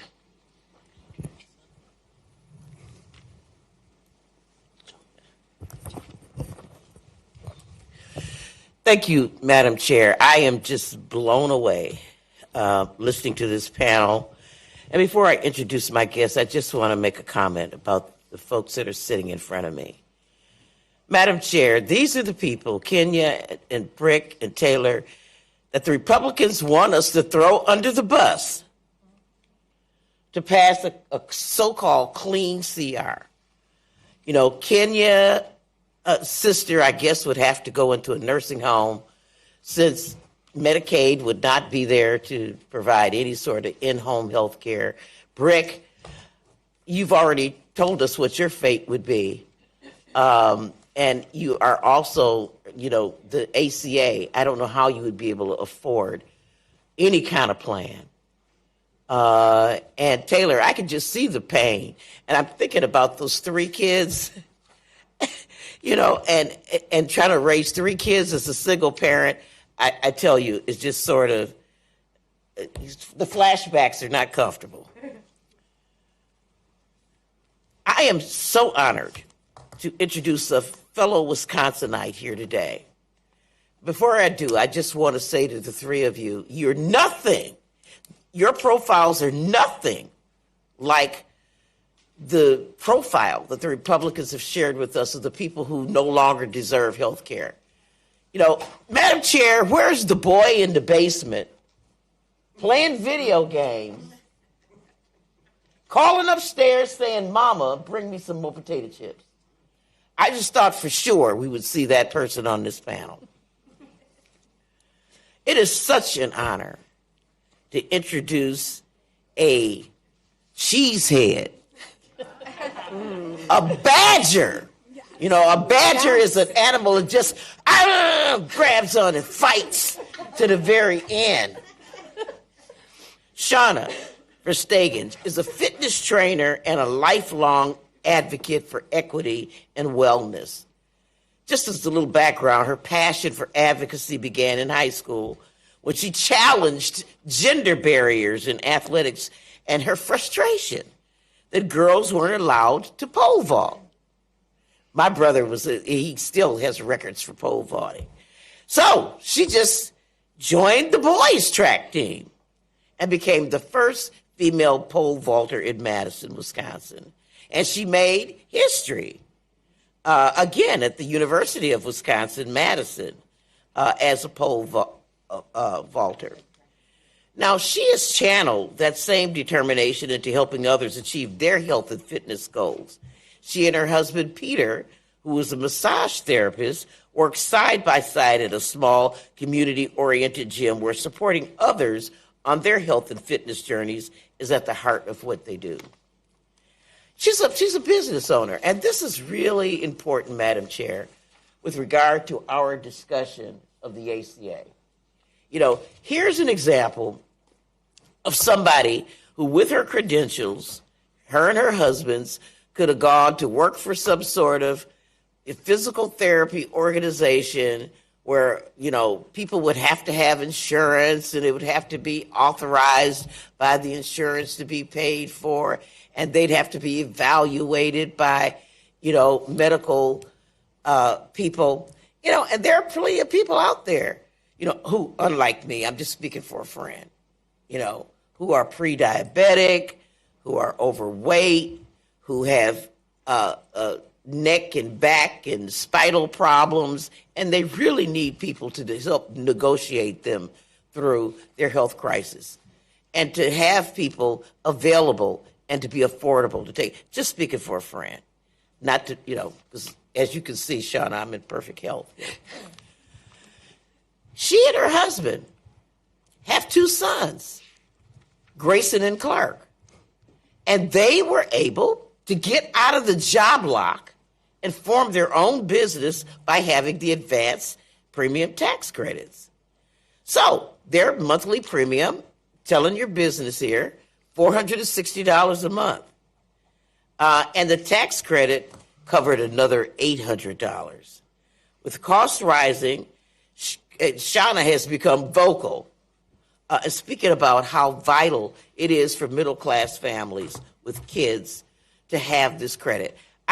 We're going to hear from Shauna, but she was paying $460, and the premium tax credits covered another $800. So $460 plus $800, do the math, that's $1,260 a month. Shauna, tell us how you're going to negotiate this without the premium tax credits. Absolutely. Good morning. And thank you so much for that very kind introduction, Representative Moore. Thank you for the opportunity to share my family's story here today. My name is Shauna Verstegen, and as you heard, I'm a Badger, and I come from Madison, Wisconsin, with my husband and our 2 wonderful little boys who are 7 and 10 years old.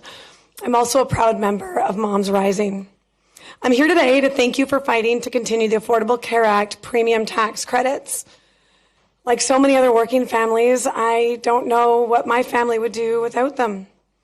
My husband and I both work in the fitness industry as trainers and group fitness instructors, and as you heard, he's a massage therapist at a wonderful small gym in Madison, Wisconsin. We love our jobs, and we both work very hard helping others on a daily basis. We've been employed there since high school, so almost 30 years now. Due to the small number of full-time employees at our gym, the owners are unable to provide us with health insurance. So we purchased health coverage for our family through the ACA marketplace for many years. Every year, the price of coverage has risen significantly.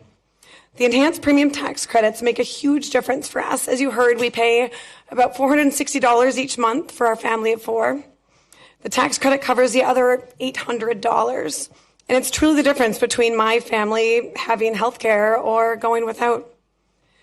Even at that high price, our plan has a deductible of $14,000, and we've been forced to take on medical debt. We're still paying off a major hip reconstruction surgery that I needed 2 years ago, which our portion of that bill was $20,000. The out-of-pocket payments leading up to and including the birth of our second son totaled over $19,000. We've taken out a home equity line of credit to help us pay for these medical bills. The large deductible forces us to make many tough choices and strongly consider all of our healthcare decisions.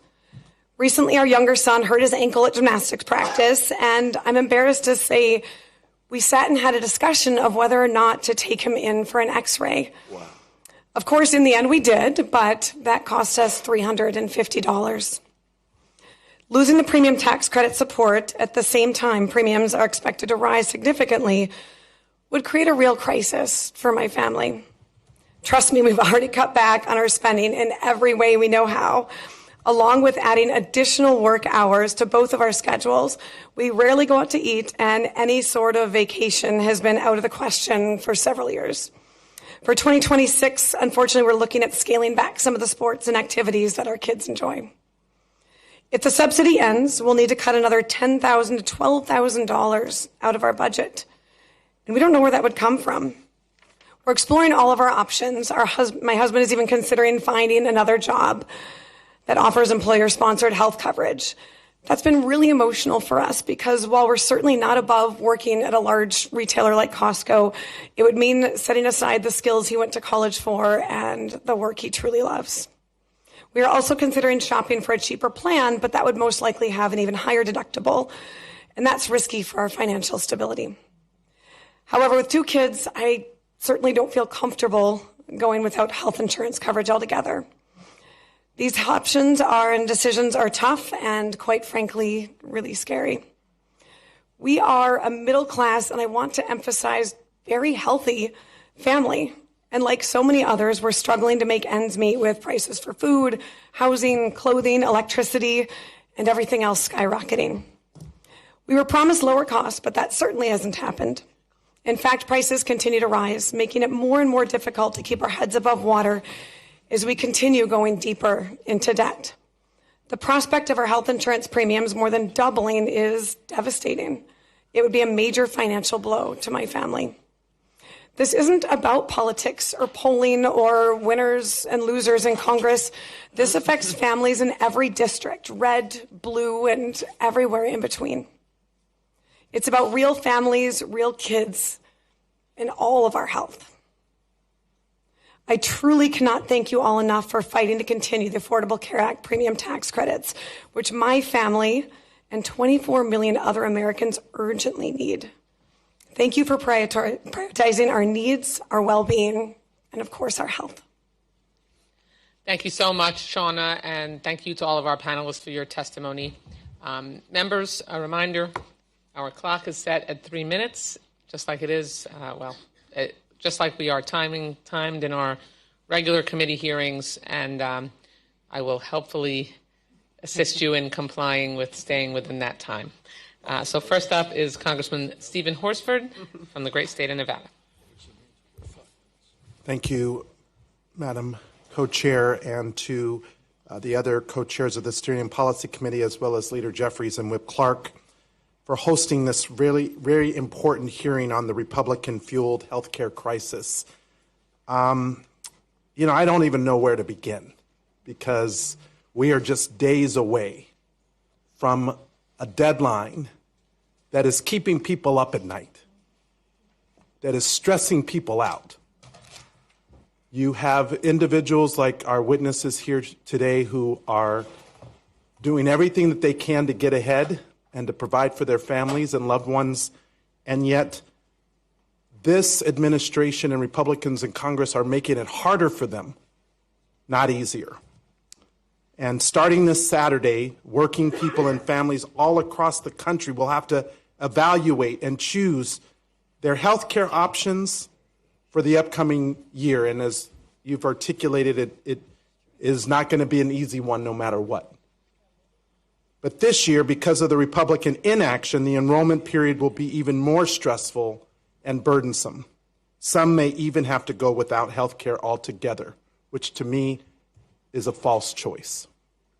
Unlike our Republican counterparts, who once again have chosen to extend their taxpayer-funded vacations, they are MIA. But we're here. We've shown up because we know this is our job. And I would just compel Speaker Johnson, do your job. Open the doors of Congress.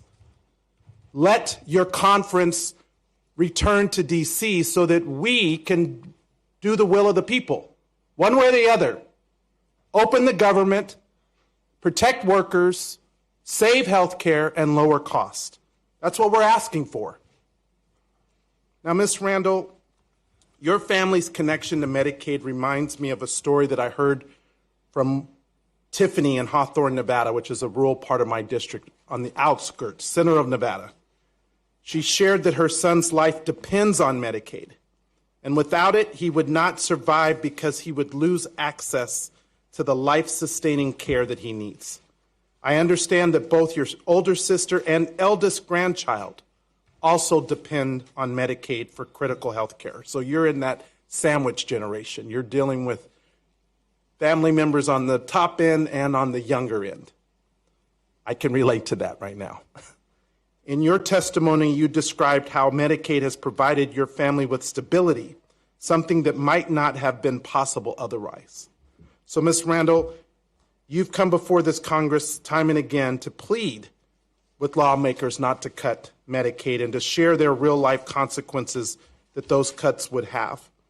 After Republicans have continued to ignore your pleas, how do you find the courage to keep coming back and sharing what is needed and to advocate on behalf of your family and millions of other Americans who are in similar situations?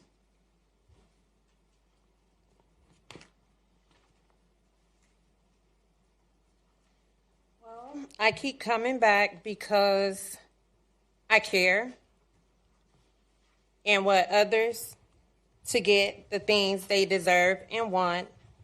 And only because I've gone out to the Republicans in Georgia, but they realize there's a problem, but yet there's no solution. And that's why I keep coming. Thank you for showing up. You're welcome.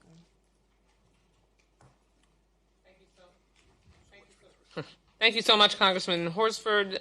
Congresswoman Deborah Ross from North Carolina. Can you hear me? Yeah, perfect. Thank you, Madam Co-Chair, and thank you so much to the witnesses for sharing your real and very raw experiences. I met with families just like yours in North Carolina last week when I was home and heard their stories. And North Carolina just recently expanded Medicaid. So imagine how hard that was. It was like Ms. Randall, who hasn't had the full benefit of Medicaid in Georgia. I want to highlight just one of those stories for all of us today to show the stakes of this healthcare crisis. One of my constituents, Mary Mack Jenkins, came to visit me. She's a member of the North Carolina Council on Developmental Disabilities. But more importantly, she's the mother of 9-year-old Miles, who lives with spastic quadriplegic cerebral palsy. Miles requires round-the-clock, 24/7 care, most of which is provided by nurses and paid for by Medicaid. He's formed wonderful relationships with many of these incredible nurses who actually stay in the Jenkins home overnight. And they have cared for him over many years. But even before the passage of the big, ugly law, the Jenkins family dealt with gaps, interruptions, and delays in finding nursing care from a care economy that is just simply stretched, sometimes for months at a time. And this was due to high turnover and longstanding pressures on the nursing workforce. Because of the big, ugly law that fundamentally has been shifting the cost of health care and many Medicaid costs to the states, North Carolina has already been forced to cut Medicaid reimbursement for nurses by 3%. These cuts may be even deeper because of the new Medicaid requirements. This is putting strain on families like Ms. Randall's, like Ms. Moyer's, like all of your families.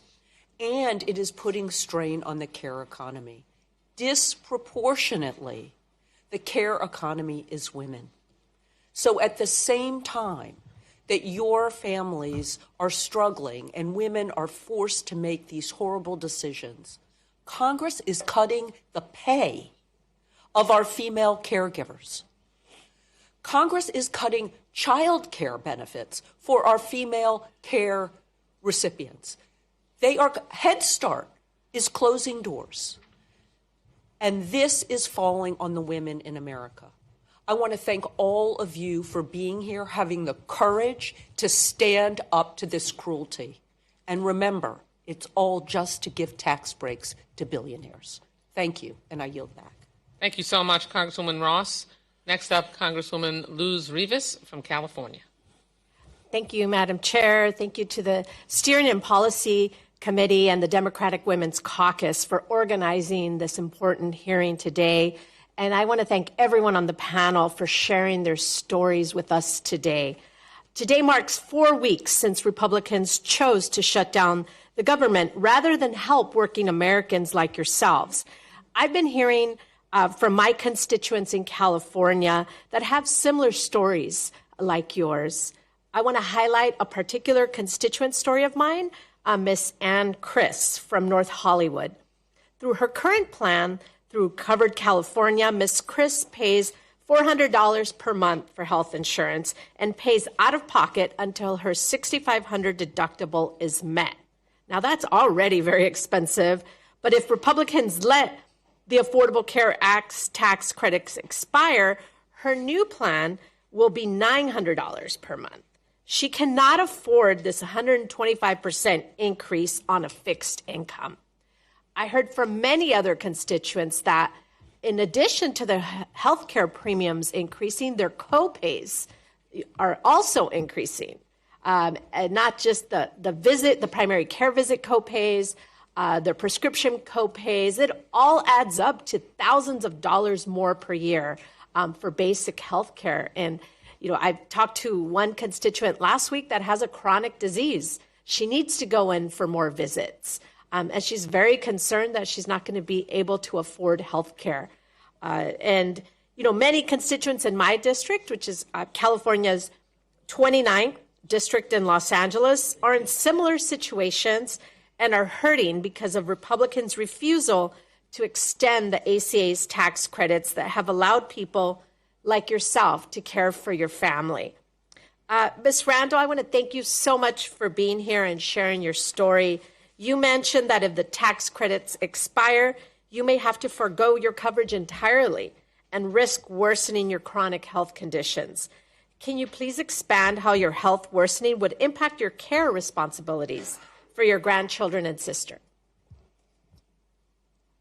Yes. If I don't have care for myself, I can't care for the ones that I love. And that means they will have to go without as well.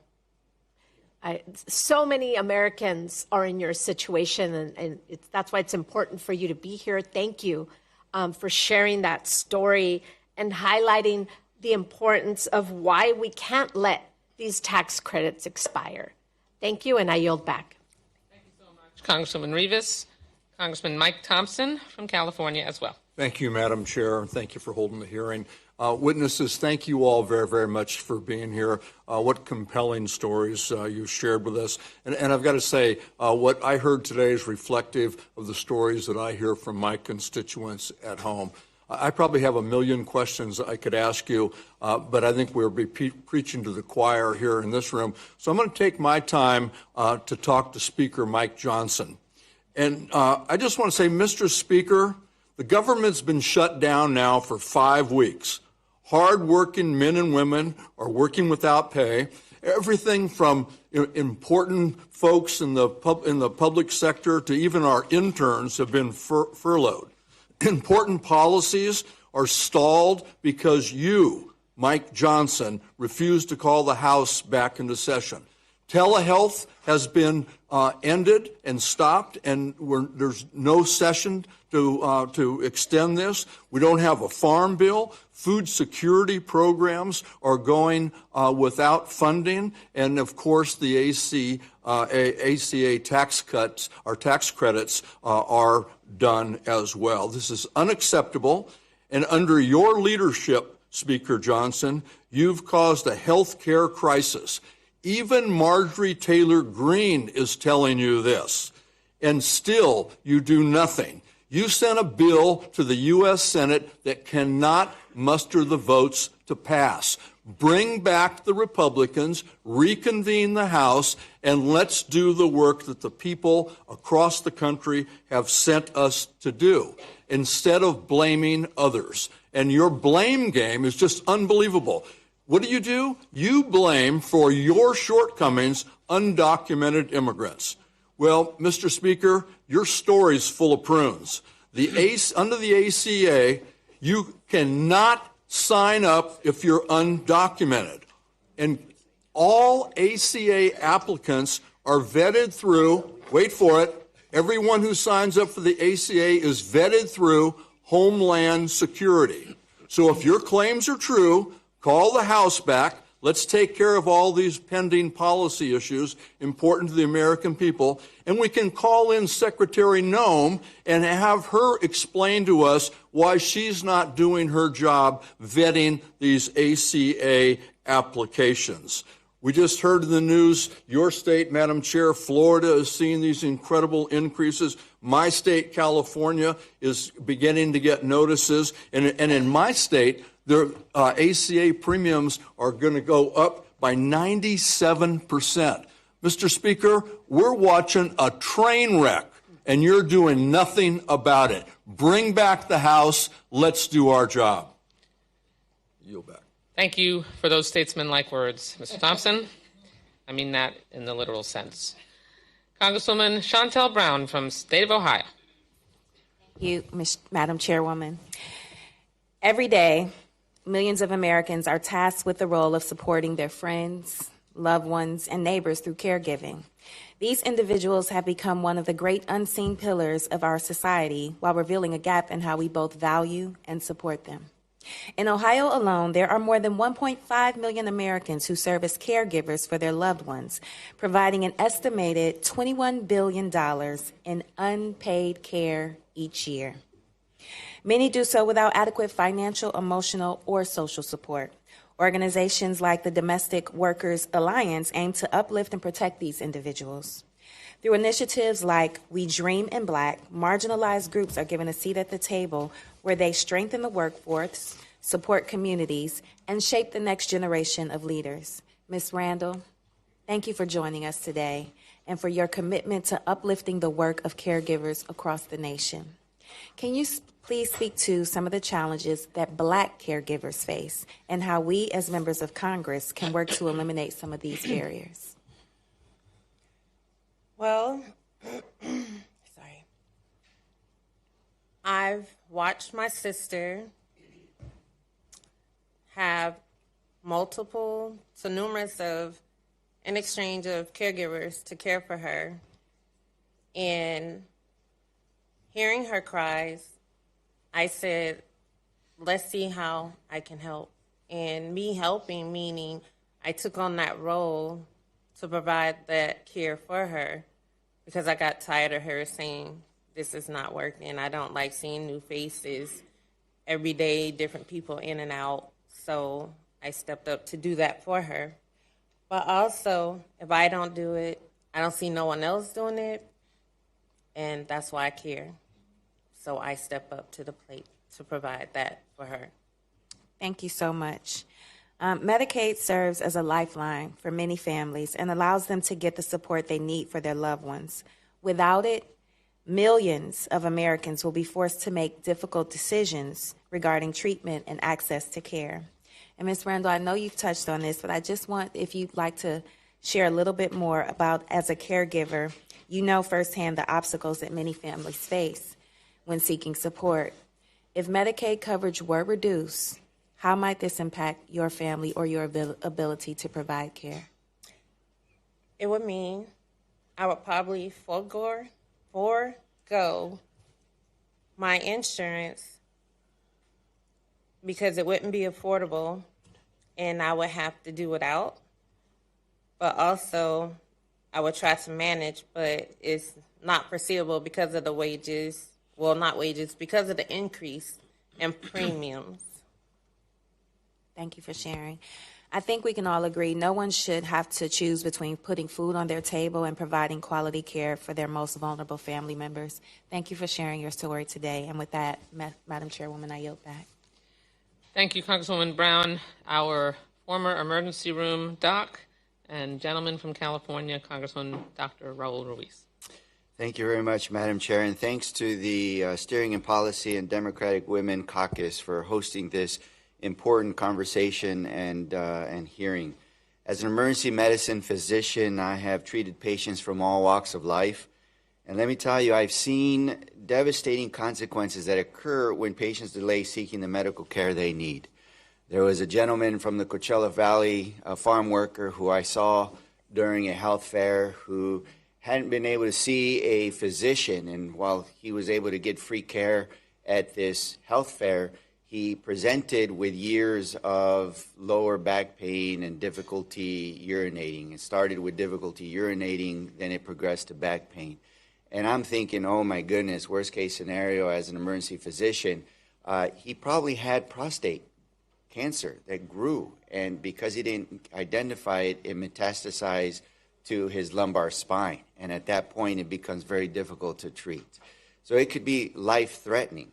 And that is why it's so important that we continue fighting to ensure our patients, our constituents have access to resources to mitigate the skyrocketing cost of health care. Millions of families rely on the ACA enhanced premium tax credits to afford care and will be forced to make very difficult decisions if these tax credits expire. In my district, some of my constituents are already facing a $1,500 a month increase in their premiums. That's $18,000 a year. A year in this economy when costs are still rising. Mr. Williams, thank you for sharing your story earlier. Prior to the ACA, can you describe what the process of getting health care coverage was like with your pre-existing condition, and how has the option to enroll in the ACA plan helped your ability to afford care and manage your health? Yeah, the pre-existing condition thing was a huge problem for people like me. I got insurance through a program, like I said earlier, called HIP Utah, and it was fairly costly for someone in my economic bracket at the time. And I could have got on a federal HIP program, but I would have had to gone 6 months without being treated. Yeah. Because they wouldn't allow you to switch over unless you went 6 months without being insured. So I would have had to risk, and I either get the infusions and stay alive or I don't. It was a mess. Your condition, you need these infusions. If not, you can die from a infectious disease. Correct. Yeah. How long does a person live if you have 1% of an immune system? Yeah. Yeah. These infusions keep me so alive. If these tax credits expire, what does it mean for you and your family? So, because we're floating near that financial cliff in the level that we're at with my income, if we go over that, we're talking about a possible 650% increase in my premium. Yeah. So we've been doing the math. We won't know until Saturday when the actual open enrollment begins. But we're looking at 250% increase. But if I go over that 400% cliff, well, then it's unbelievable. Will you be able to afford your mortgage? No, it would be my health care would be more than my mortgage. Yeah, and we tried for 19 years to get a home. Oh, we tried for 19 years to get a home, and honestly, the reason we got a home was because of the ACA. We're fighting for you and all the Americans who are in similar conditions, and for working people to lower the costs, open the government, protect health care, and prevent health care from skyrocketing. That's what we're doing for you. Oh, thank you. Thank you. Congressman Ruiz. Next up, Congresswoman Mary Gay Scanlon of Pennsylvania.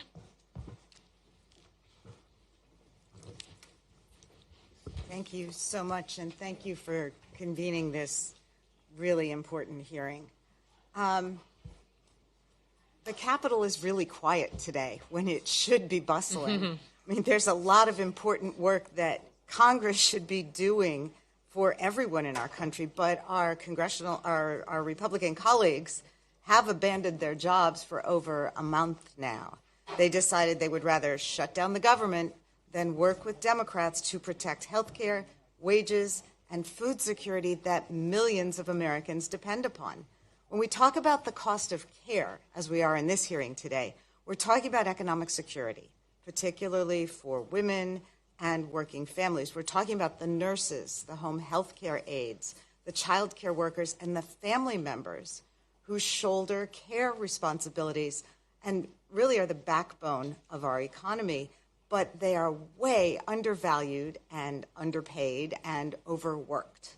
As a result, they are so underpaid that far too many of our care workers depend upon Medicaid and SNAP food stamps in order to make ends meet.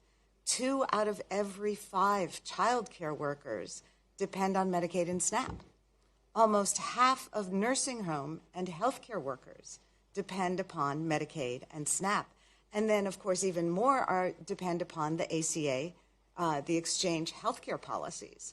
But if Congress doesn't extend the Affordable Care Act enhanced premium tax credits and fix the really drastic cuts it's made to Medicaid and SNAP, then these challenges are only going to deepen for people across this country. We know premiums are going to skyrocket, caregivers are going to lose coverage, and smaller providers, small businesses may not survive. And we've seen what happens when our healthcare system is on the brink. In my district, just this summer, we had our major hospital system go bankrupt. And now we see, families having to drive further for care, waiting longer to be seen, paying more, or not being able to access care when they need it. So now food assistance is on the chopping block too. The White House has announced that because Republicans have refused to negotiate a budget that works for everybody, the White House is going to block SNAP benefits for 42 million Americans on November 1st. That includes 16 million children, 8 million seniors, and 4 million people with disabilities. Never before have SNAP benefits been missed because of a government shutdown.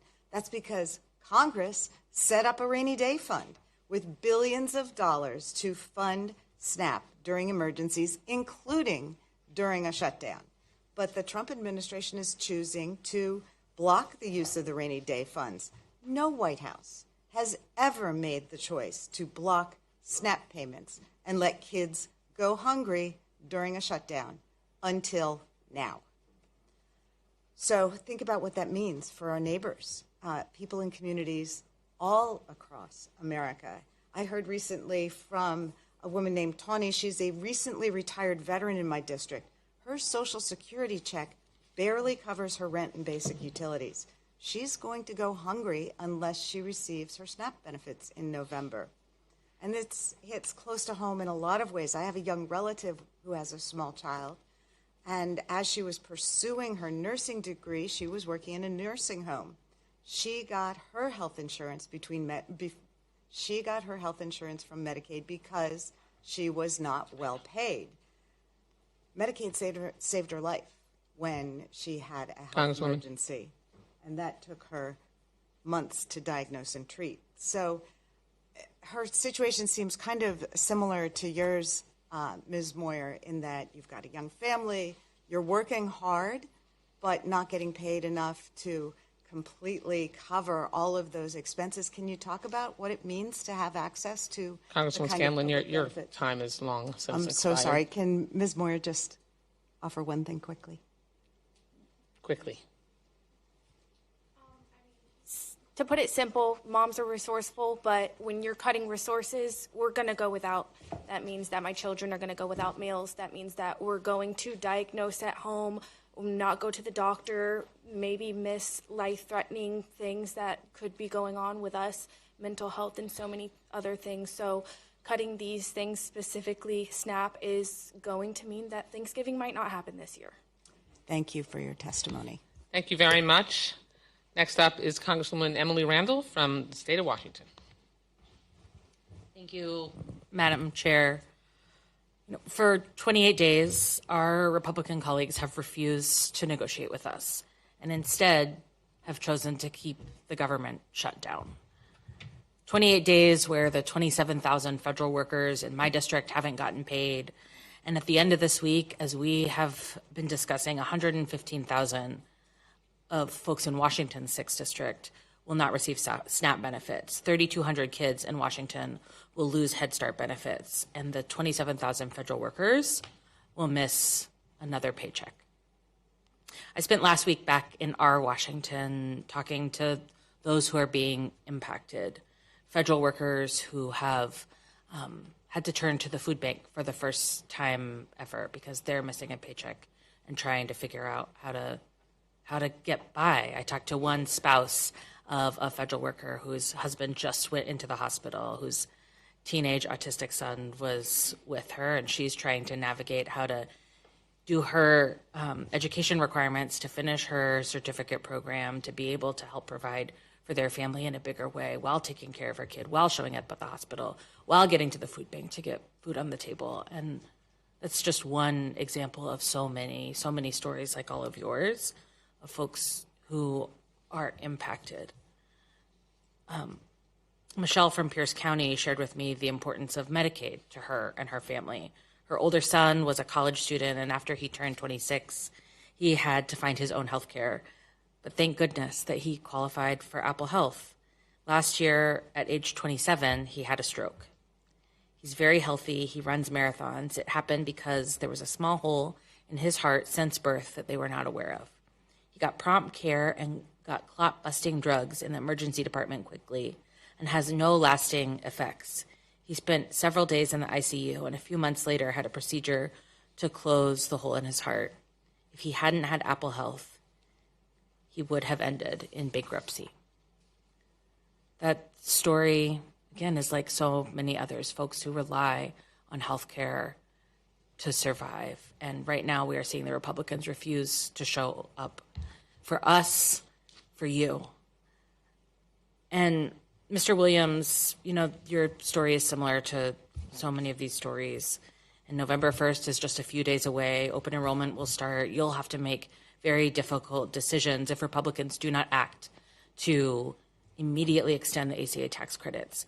How does it feel to you that your Republican representatives in Utah are not showing up to vote for health care access?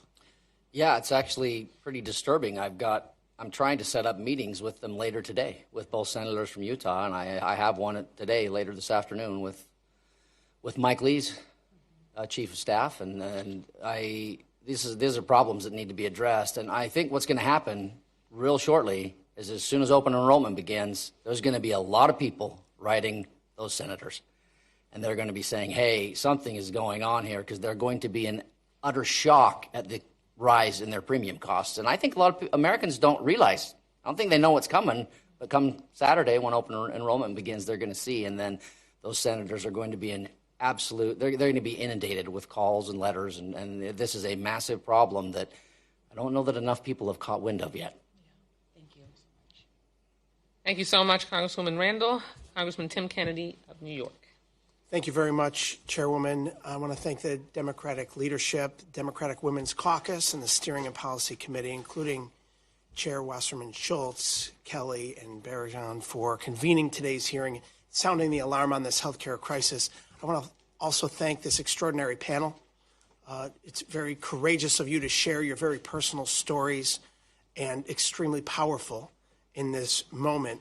Your stories serve as a reminder for what our nation stands to lose if Republicans get their way and continue with this manufactured health care crisis that is totally avoidable and totally preventable.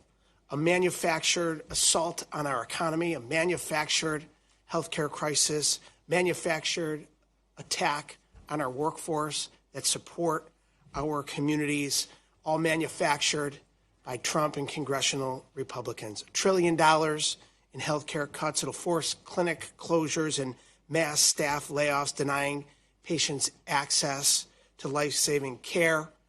Failure to extend health care tax credits, leaving millions of people without insurance, resulting in more uncompensated care and strained workforces. Canceled coverage that'll hurt the care economy from birth to end-of-life services, impacting early intervention for infants, placing 1 in 4 nursing homes at risk of closure. I'm an occupational therapist.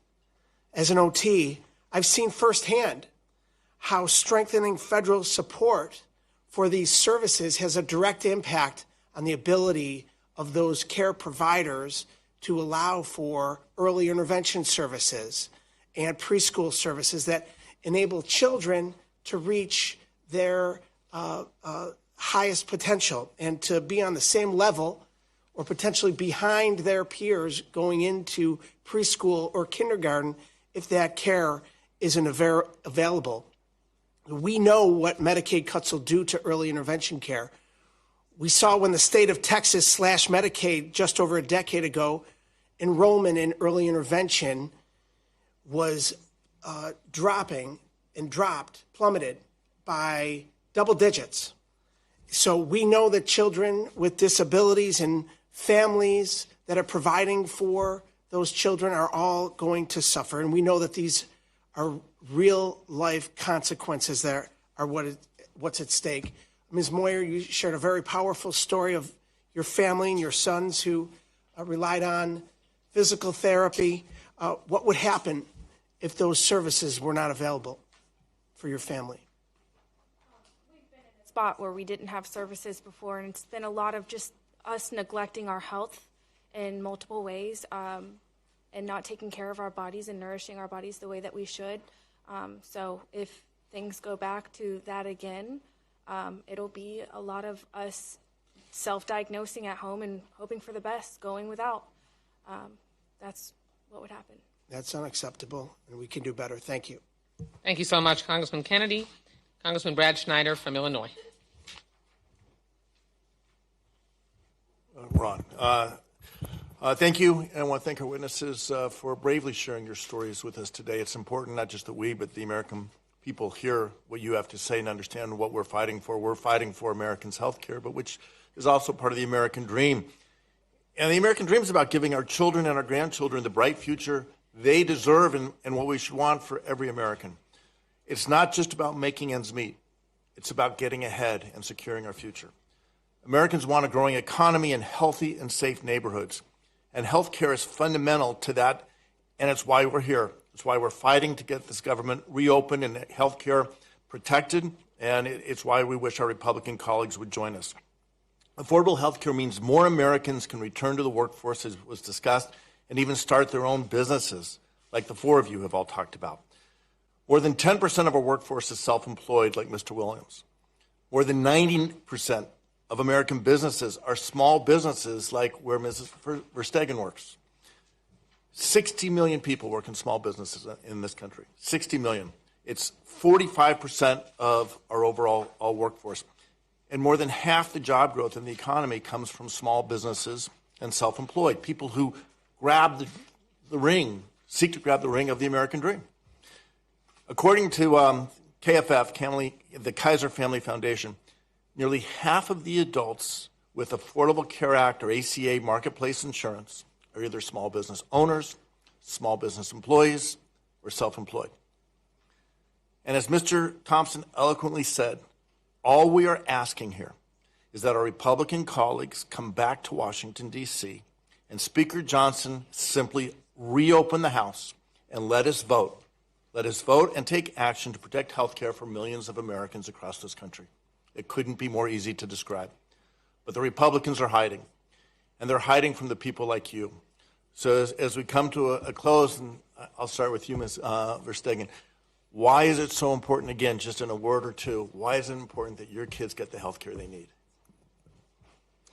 Well, I do want to point out that small business employees and small business owners are essential to our economy. And it makes me so sad that my husband and I are considering fleeing our small business for health care for our children. And obviously, we cannot go without. We cannot see our kids' health suffer. So we will do whatever we absolutely have to. And that could come at risk of our small business that is such a gem and so special to us. And Ms. Moyer, you said you're working at a nonprofit, but tell me what it means for your kids to have that insurance. It just means that they get the care that they deserve, everybody else deserves. I think that it's not a luxury to have care. That's not a luxury. That's a necessity. So without it, of course, we're all going to be going through it. And Madam Chair, if I have a couple of seconds, Mr. Williams and Ms. Randall, if you can touch on it as well. Yeah, I mean, small businesses are a huge group of people who sign up for care through the ACA. And if they're going to be thrown under the bus, a lot of those people live in rural America in red areas, and they're going to have a real rude awakening real soon. Ms. Randall? I just feel like if they don't have what they need, they can't grow the way they need to grow to have the stability of making sure they're healthy. Thank you. I yield back. Thank you so much, Congressman Snyder. Congressman James Walkinshaw of Virginia. Thank you, Madam Chair, and thank you to our witnesses for being with us today. Last week, my constituent Lindsay testified here about her son, Calvin, who was born with multiple disabilities. And Lindsay told us how Medicaid made it possible for Calvin to get the early intervention services that have changed the trajectory of his life, and how the $1 trillion in cuts to Medicaid that were part of the big ugly bill would put his care at risk. And families like hers and families like yours remind us what is truly at stake, our efforts to protect access to affordable and quality health care. And look, we all know the reasons that Speaker Johnson continues to extend the congressional Republican vacation. Among other things, he knows that refusing to even consider bipartisan negotiations to prevent health care costs from skyrocketing for the American people is indefensible. And what is the most urgent action needed today to prevent those health care costs from skyrocketing? It's extending the Enhanced Affordable Care Act tax credits that help millions of Americans afford quality coverage. And those credits have helped the Affordable Care Act achieve record enrollment and record savings for American families. But we also have to make sure that no one takes for granted the unjust status quo that the Affordable Care Act eliminated. And I want to thank all of you, especially Mr. Williams, for highlighting that today. Before the Affordable Care Act, folks faced a harsh market where insurers regularly denied Americans coverage because of their pre-existing conditions. Insurers could cap the amount of care a family could receive in a year or even in a lifetime. They could abandon parents to bankruptcy because their child happened to have a complex or chronic illness. And look, I think Republicans here in Congress have conveniently forgotten that it wasn't that long ago that insurance companies failed to cover essential health benefits, including maternity care, prescription drugs, mental health services, and more. And the Affordable Care Act changed that. And look, one of the ways I know that Republicans are starting to feel some heat from their constituents about these skyrocketing health care cost increases that are looming over the heads of the American people is they're starting to talk about what their package would look like to extend the premium tax credits. Now, I get nervous when Washington Republicans start putting their heads together about health care because they usually come up with new and creative ways to take health care away from working families. But they are feeling the heat from their constituents like you all. They voted 70 times to repeal or gut the Affordable Care Act. Each time, their efforts would have taken coverage and protections away from millions of people. I want to thank you all for being here and speaking with us in a loud and clear voice that we're not going to go back to the days when getting sick meant going broke in this country. We're not going to allow healthcare costs to skyrocket for millions of American families, including yours. Thank you. I yield back. Thank you so much, Congressman Walkinshaw. And now, to help close us out, the chair of the Democratic Women's Caucus, Congresswoman Teresa Leger Fernandez. Muchísimas gracias por eso y muchísimas gracias a todos ustedes. Thank you so very much for coming and sharing your stories with us. You know, I kept this close by because I knew they might make me cry, which they should. We should always cry for that which we love deeply. And I think that each of us in your story shared how much you love your families and your communities and the need to keep them healthy. And as I sat and listened to your stories and the earlier panels and those that came from my colleagues, I said, we're talking about the care economy. And I don't understand why Republicans don't seem to care. This is about care. And they should be caring for their voters because let's recap some of what we heard. In the states that are going to lose the most jobs if we gut our health care economy, those are Republican states. 9 of 10 of the states that are going to lose the most health care jobs are states led by Republicans. We know that the majority of people who receive the tax credits for the Affordable Care Act live in districts and states where they have elected Republican senators or congresspeople, as you pointed out, Mr. Williams. They live in places like Utah, and Democrats want you in Utah to get the Affordable Care Act and the Medicaid that is needed, right? I represent a rural area. Rural areas often are represented by Republicans, and that's where we're going to lose our clinics and our hospitals. It does not make any sense that Republicans don't care because their voters are going to hurt. And I think that what we're seeing is that the Trumpflation, as was described earlier, is hurting everybody. And we need to come back and do what is right by the American people because the Republicans' attacks are raising costs. They're reducing care. They're cutting jobs. They are increasing hopelessness and increasing despair. And I think that's something that we cannot lose track of, that we need to come back and do what is right so that we can increase the sense of optimism and possibility that should exist in the United States of America. And I commit to you that the Democratic Caucus is going to keep fighting for you, and the Democratic Women's Caucus is going to keep the issue of women and families and how we carry this at center. And we're going to fight like heck against this effort to repeal and replace the Affordable Care Act, because this is what it is, but yet by another name. And with that, thank you so much for leading this steering and policy hearing, and I yield back. Thank you so much, Madam Chair, and I also want to thank you all for your incredibly moving testimony. I want to thank the DWC for assisting us in organizing such powerful witnesses. These stories should be heard in bipartisan committee hearings. Mm-hmm. That is where this hearing should have taken place, so that we can hammer out solutions together to solve this Republican-caused crisis.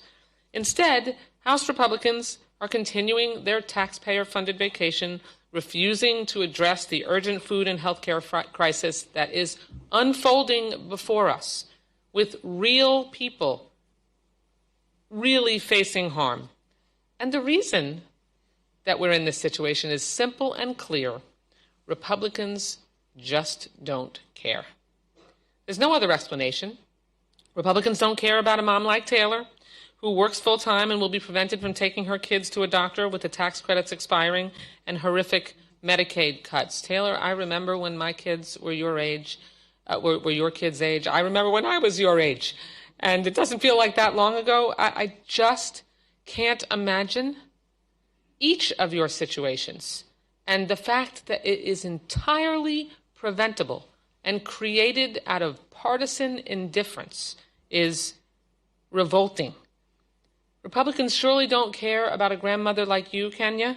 It breaks my heart, caring for grandchildren and other family members who Republicans clearly don't care if they forced to make choices between health care, affordability, and whether your family is going to eat. This paid and unpaid child care, elder care, health care, and teaching that women do every single day keeps this nation running. It always has. But that essential work is just not sustainable when a doctor and decent food and housing are pushed further out of reach for millions of Americans. The women who make America run can't take 4-week vacations that are paid or even unpaid, like our Republican House colleagues are doing. They can't just sit on rainy day funds and refuse to feed 42 million hungry seniors, veterans, and children like this cruel president is planning to do. Indeed, no care economy workers or those who are cared for by them have the luxury to make such cruel decisions, and frankly, they'd never even consider it, as Kenya really poignantly said. It doesn't have to be this way. This is a partisan manufactured crisis because Republicans don't care. We must keep, and we will keep, pushing our Republican colleagues to sit down with us and solve this. This isn't a my way or the highway situation. We are ready, willing, and able to sit down and work through these issues and find a way to compromise. But you can't do that by yourself. I've been a legislator for a long time. I know that when you're sitting alone at the negotiating table, it is impossible to reach an agreement. We demand, on behalf of our constituents and Republicans' constituents, that they come back to work, that they do their damn job. And we must continue to demand that quality food, health care, and the essentials of daily living remain accessible and affordable to all of us, not just a privileged few. And with that, this hearing of the Steering and Policy Committee of the Democratic Caucus is adjourned.